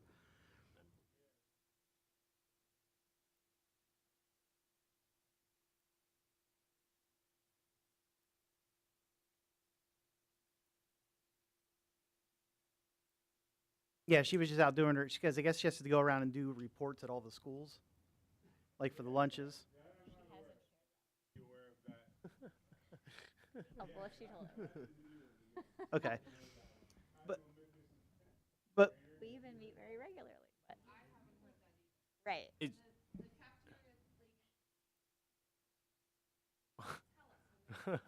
yeah, you could check with her, but I guess there was some kind of an issue. She's out there doing her study that they had to like write the students' numbers down because the system wasn't working properly, and I guess she had said the internet out there is not good.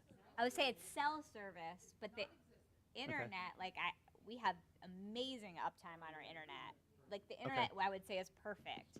Personal cell phones, it's kind of like a cinder block on that, but.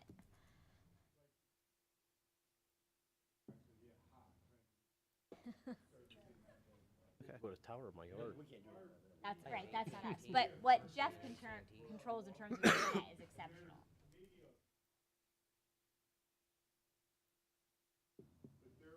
Tower in my yard.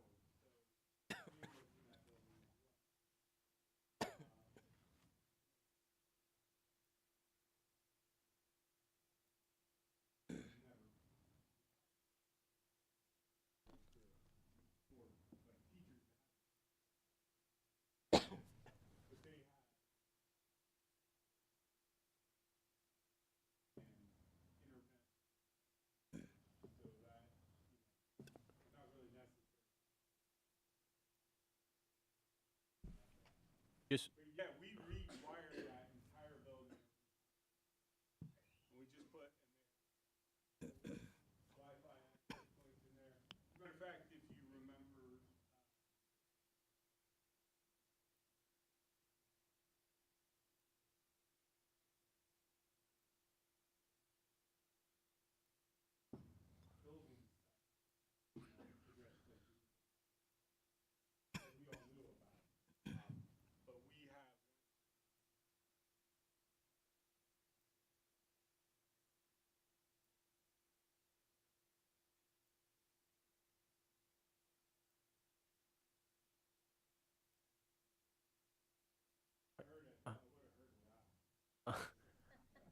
I does something in their system use cell service? No, so in terms of like safety in that building, students accessing what they need, teachers accessing what they need, I would say that's perfect. Like kudos to Jeff and his team. The Yeah, internet is never down. I didn't This know would if just something be in like if you had Verizon as Yeah, your yeah, personal yeah. company, your cell phone's not going to work. Yeah. So like I use Same AT thing and on T, my and like my cell phone does work there, but that's just 'cause Yeah. that's what like we use.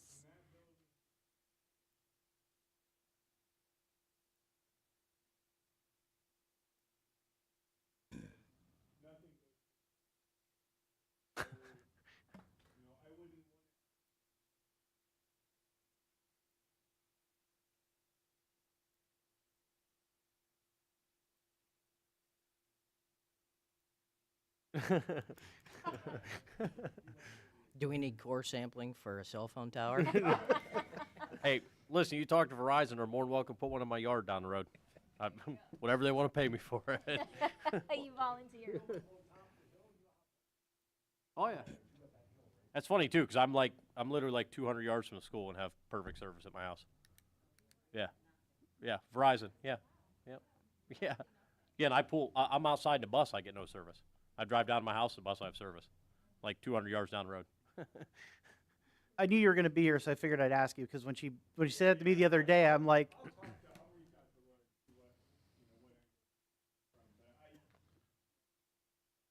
She probably just mad she can't use her phone out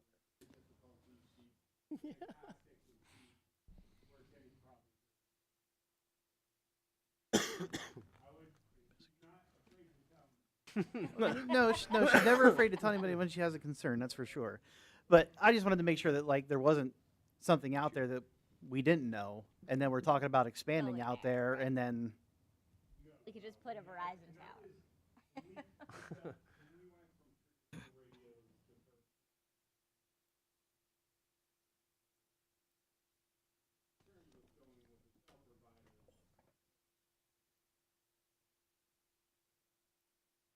Talking about like our safety communication, right?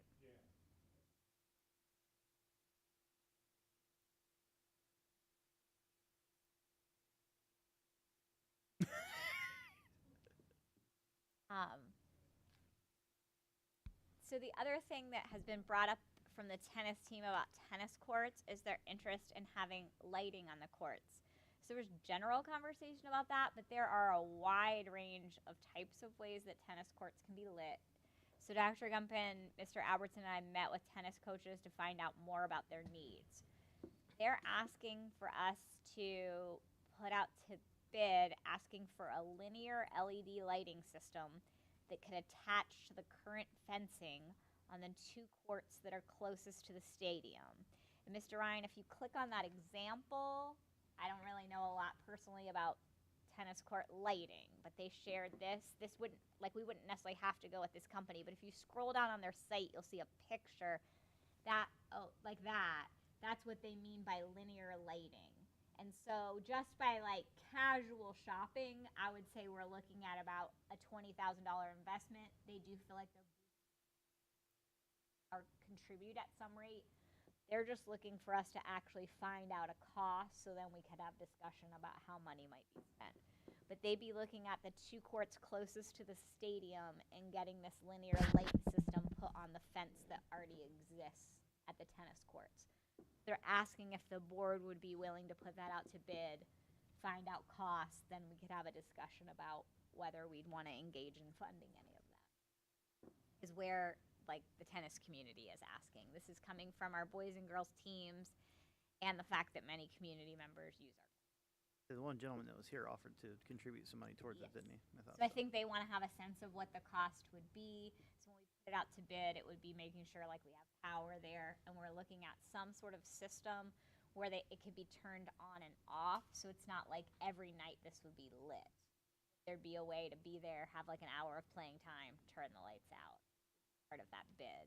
So just there would be nothing to vote on now till there was like a bid and we might want to move forward on something. This is just a general conversation about would we feel comfortable investigating this cost more. Does a part of that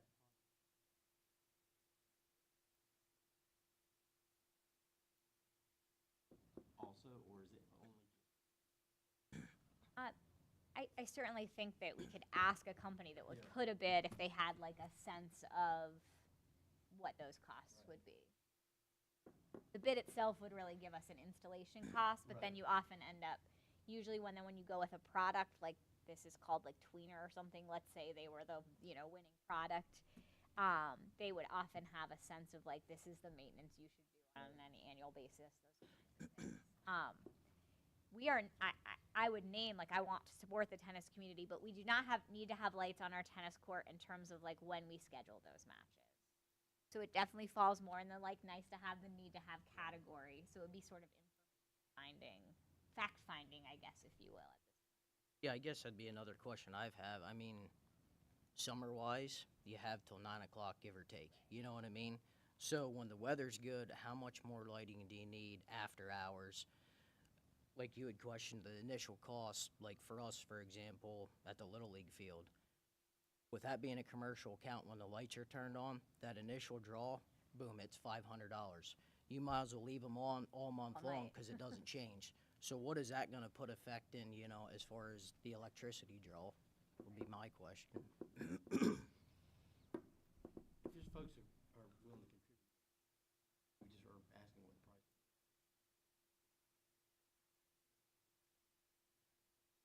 We're certainly But not it's beyond committing. the cost, Yes, initial we're cost. certainly not What are we committing thinking any about? funds Yeah, yeah, at for this point. And I play tennis. I'm all about it. I play on those courts, and I love playing. Well, and the other thing would be is who has access, you know what I mean, to be able to turn it on. Because if it's for the tennis community, somebody turns it on and now it's left on, all hours, is it going to reflect towards any of the neighbors at midnight, such and such? So I think, I'm not against it, but I think there's more that we need to find out. My best understanding in terms of some timing systems is that it has to shut off by a certain time, and that when turned on, it can also only last like an hour, so you'd get like an hour of play. But we could pick a 9 p.m. or a 10 p.m. Like it's not possible to turn it on after that. So I think we could put some parameters. Certainly, we want to be respectful to neighbors. We'll just put it. This is a product that they recommend that they found to be the cheapest and light the full court. So I was just going to them as sort of tennis experts. If there's another product someone knows of that we should be looking at, I'd be happy to present it to them. This is their sort of tennis community research, was that this they felt like was the most cost effective, but also serve the purpose of lighting. Also doesn't light in a way that's as obtrusive to neighbors as like lights on a football field, which I think neighbors are aware of. It's just on a Friday night, not like all of the time happening. That this doesn't necessarily shine and light up all of Wall Street or anything like that. I certainly would be happy to look at other products, but just tried to better understand what it is they were asking for. So this is what they did.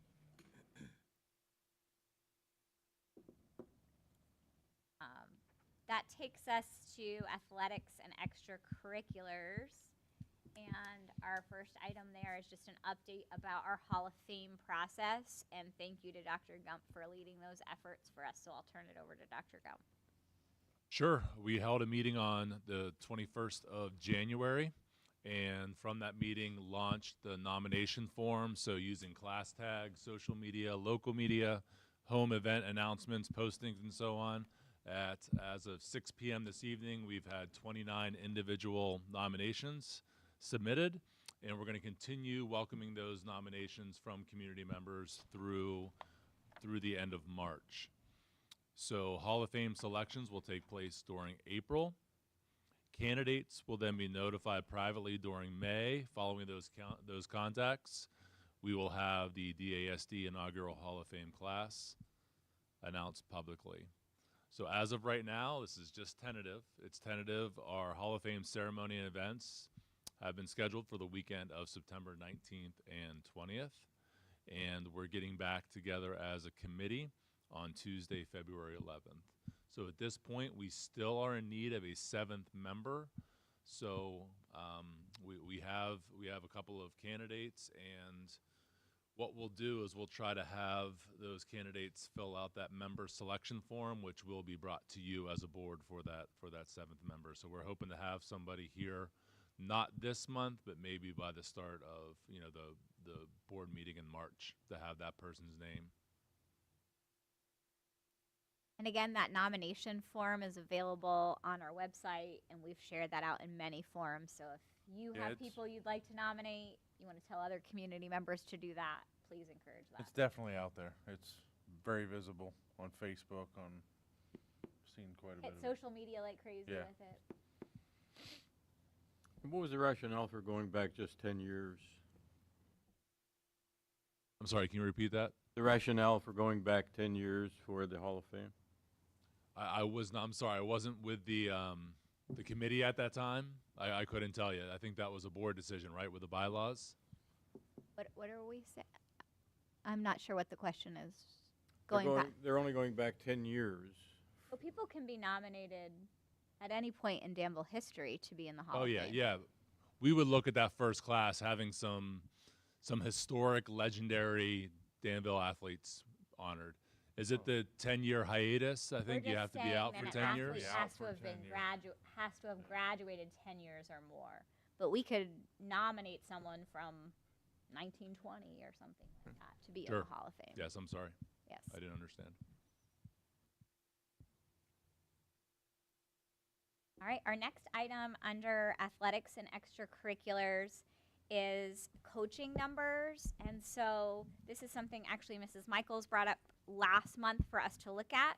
So you will see in your folder a packet that says DASD coaching breakdown, and then Mr. Ryan has that on the screen too. So I'd like to thank Dr. Gump and Mr. Albertson for working with me on this. And what we're presenting to you is just kind of facts in terms of coaching numbers. You will see next to some sports either 1 or 2 asterisks. A 1 asterisk sport is considered a contact sport by insurance. So that would be things like soccer where you're physically up against each other. 2 asterisks would be considered a collision sport. By insurance companies, that would be things like football. I note those just because there is a reality to contact sports and collision sports potentially needing more safety. To keep in mind the ratios that we keep in a school day, our elementary classrooms usually sit at a 1 teacher to 22 or fewer students in most scenarios, and our secondary ratios usually sit at about 25 students to a teacher. There are some higher ratios in like a PE class or something like that, but we don't really go above 30 students to a teacher ratio in any of our classrooms. That just gives you a sense of student to teacher ratios. You will see for some of our sports that there are volunteer coaches listed. We have not put those into our average because that's really just a head coach asking some people to give of their time. In terms of averages to create those ratios, we are just looking at paid positions right now in the district. So what we've done is just taken you alphabetically through all of the sports we've had. So if it's as head coach or assistant coach and is in bold, that's someone who's in a paid position in the district. And then out to the right, you see that average. So for example, in baseball, we have a head coach and an assistant coach. So that means 2 people.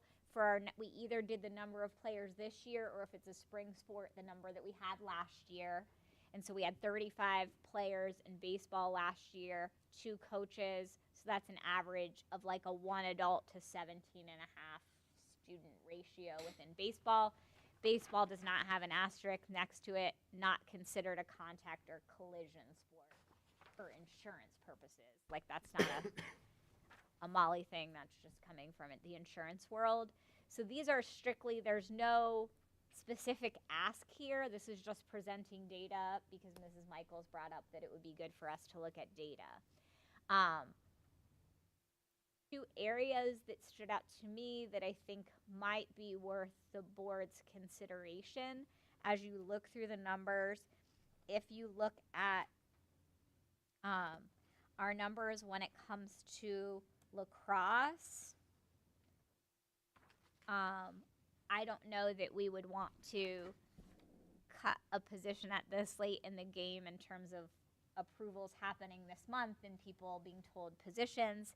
These are our historic numbers, but we do right now in boys lacrosse have 1 paid assistant coach, and in girls lacrosse have 3 paid assistant coaches.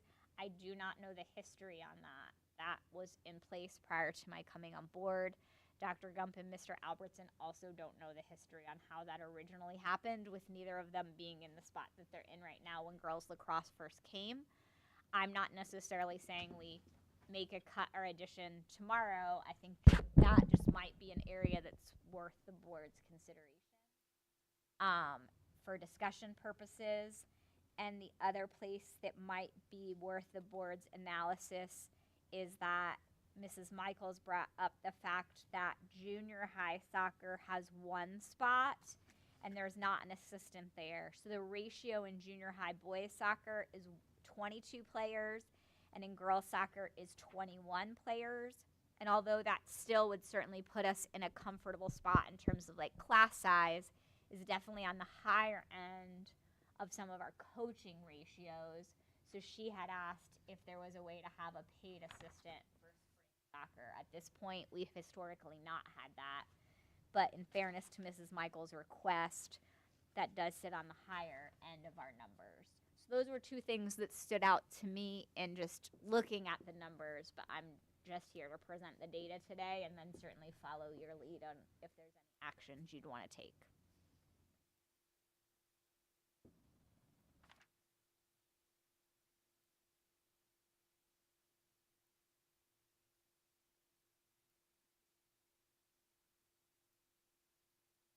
Those, the soccer positions, they are like the varsity head coach. Varsity and junior high are different seasons. Yes, for soccer they are. Some other sports they are not. So if you're looking at boys Right. soccer, for example, Brian Dressler and Tom Reber are head coach and assistant coach in the fall for varsity. And so that ratio is like 13 and a half players for those 2. In junior high, that's a spring sport. So Tom Reber is the coach for that. So then that you see the average go up to 22 because we have 1 paid position. You'd see that mirrored in girls soccer. With this season, it was Ken Kremser and Rana that made like 10.5. And then the junior high coach is Kelly Michaels. Our junior high coaches are technically considered assistant coaches, but in the case of soccer, it is a different season. And they don't really, the varsity head coach doesn't necessarily have say in who that junior high coach is. It's a separate.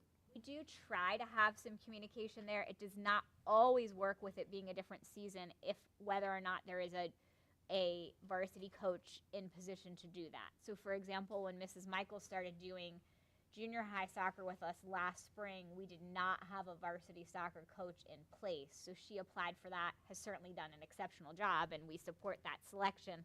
But the varsity coach wasn't able to do that. Had we had a varsity coach in place, we would have wanted to communicate with them so that it's Right. all a continual program of development. Yeah, I think soccer itself, I think in a lot of the junior high programs you see the varsity head coach kind of turns into the assistant junior high coach. Ours were sort of, I guess, just unique the way they were posted because of how the timing happened. And that does happen for the boys, so if Yeah, I you was just see gonna those say, names does there. Coach Dressler, So Coach Dressler is essentially, we just don't have him listed because he's also But he head coach, does- but he's he essentially does a help middle volunteer for Tom in the spring. So if you went to like the boys program in the spring, you would see Tom and Brian there together.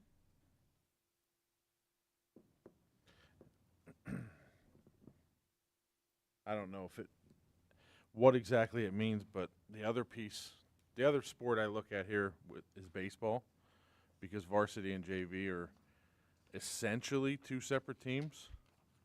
Varsity plays, I want to say Monday, Wednesday, Friday. JV plays Tuesday, Thursday, and they practice opposite of one another. So you have to have, your Zerby is basically the JV coach. Now, again, JV doesn't have nearly as many games, but I don't know number-wise, traveling-wise, if I'm guessing you have to have a paid coach on that bus, not an assistant volunteer. So There are times, as long as the person is board approved, They- they it's could still- be the adult on that bus. Okay. We do specifically, and you see this in your approval, so we have a process for volunteers to be approved in the district.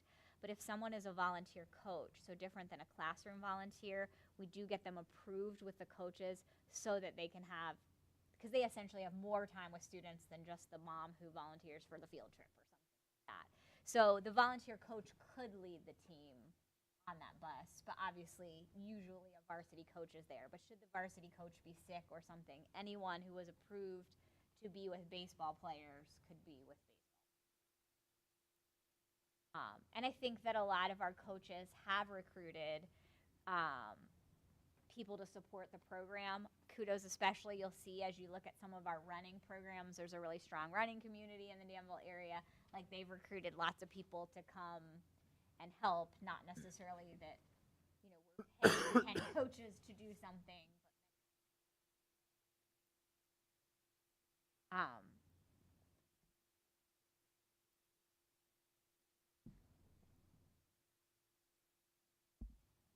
wanted to share the numbers. Certainly, if there's anything that on here immediately, I'm happy to entertain that. This also could be something people could go home and study further and bring ideas to. So what you see is just truly where numbers sit now and have sat for at least several years now in the district.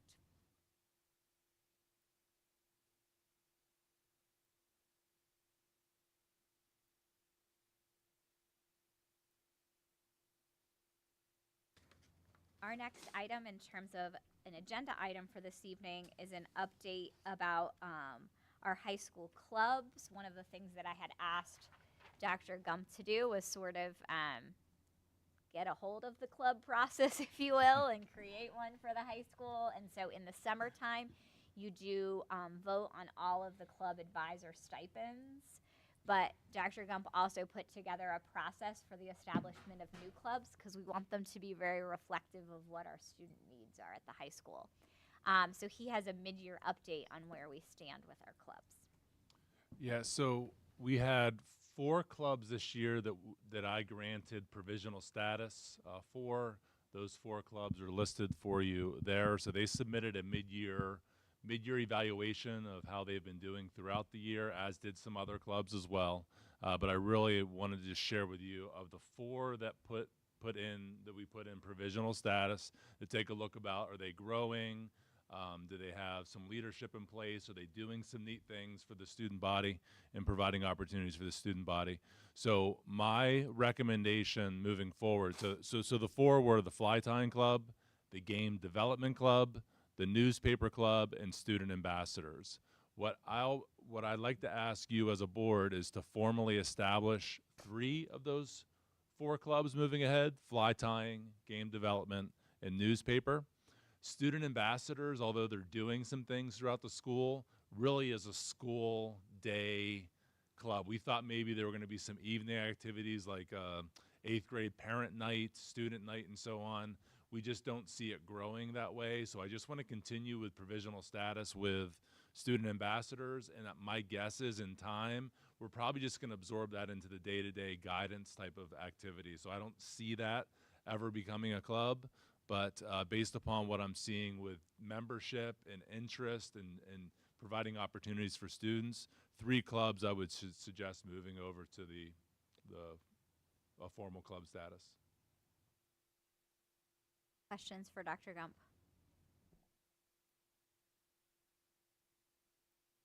And again, I'd like to thank him and Mr. Varholic for their work in this area. So our clubs now have to have recruited someone to be their advisor. They have to have a certain student initial interest and then attendance over a period of time.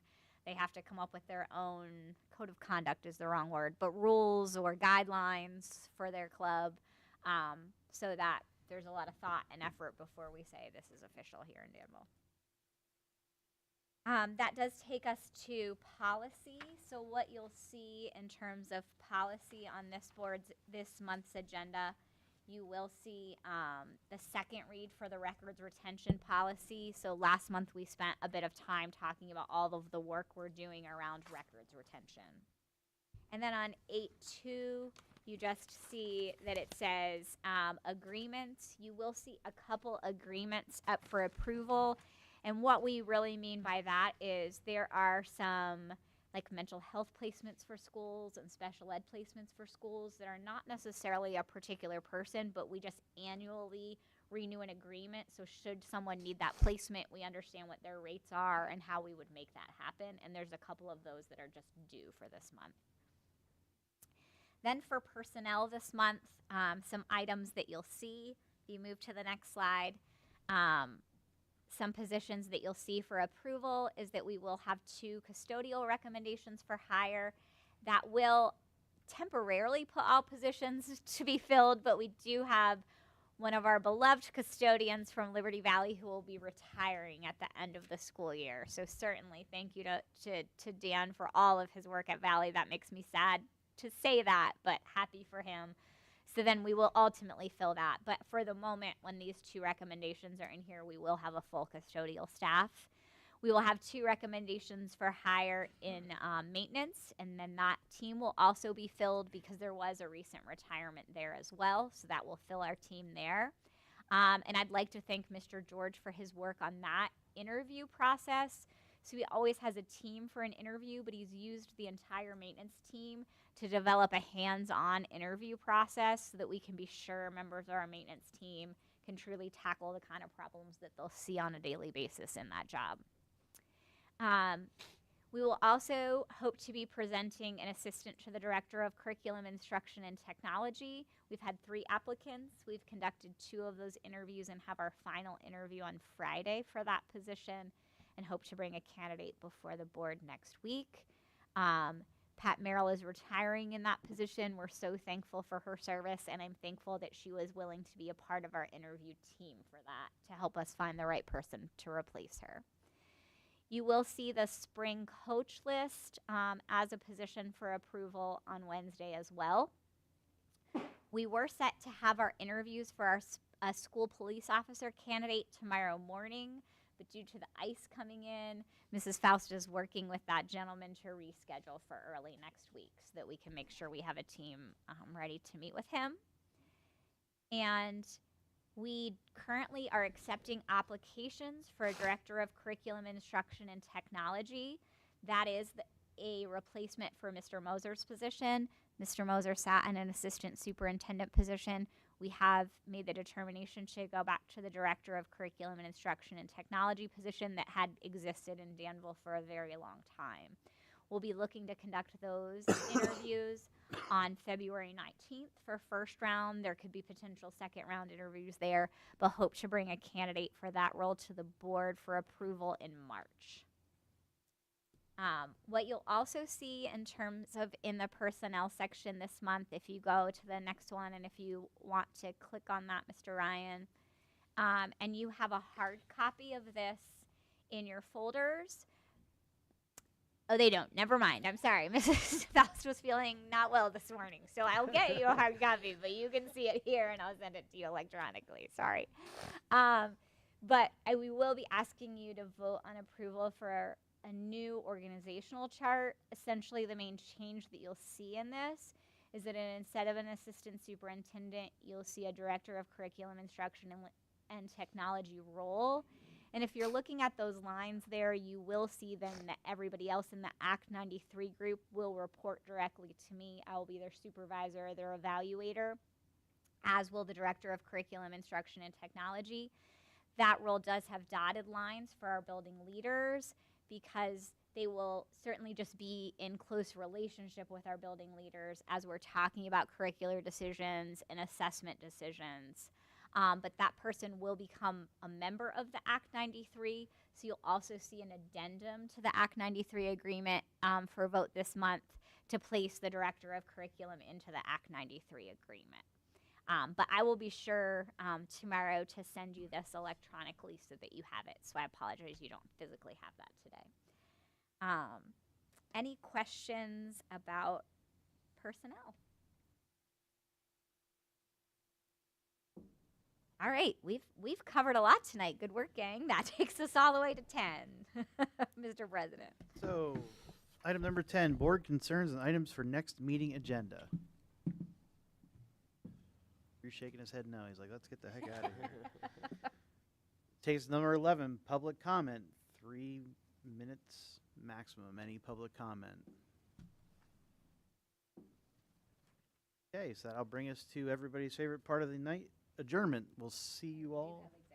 We do have executive session, so Motion. Oh. most of us can leave, but some of us have to stay.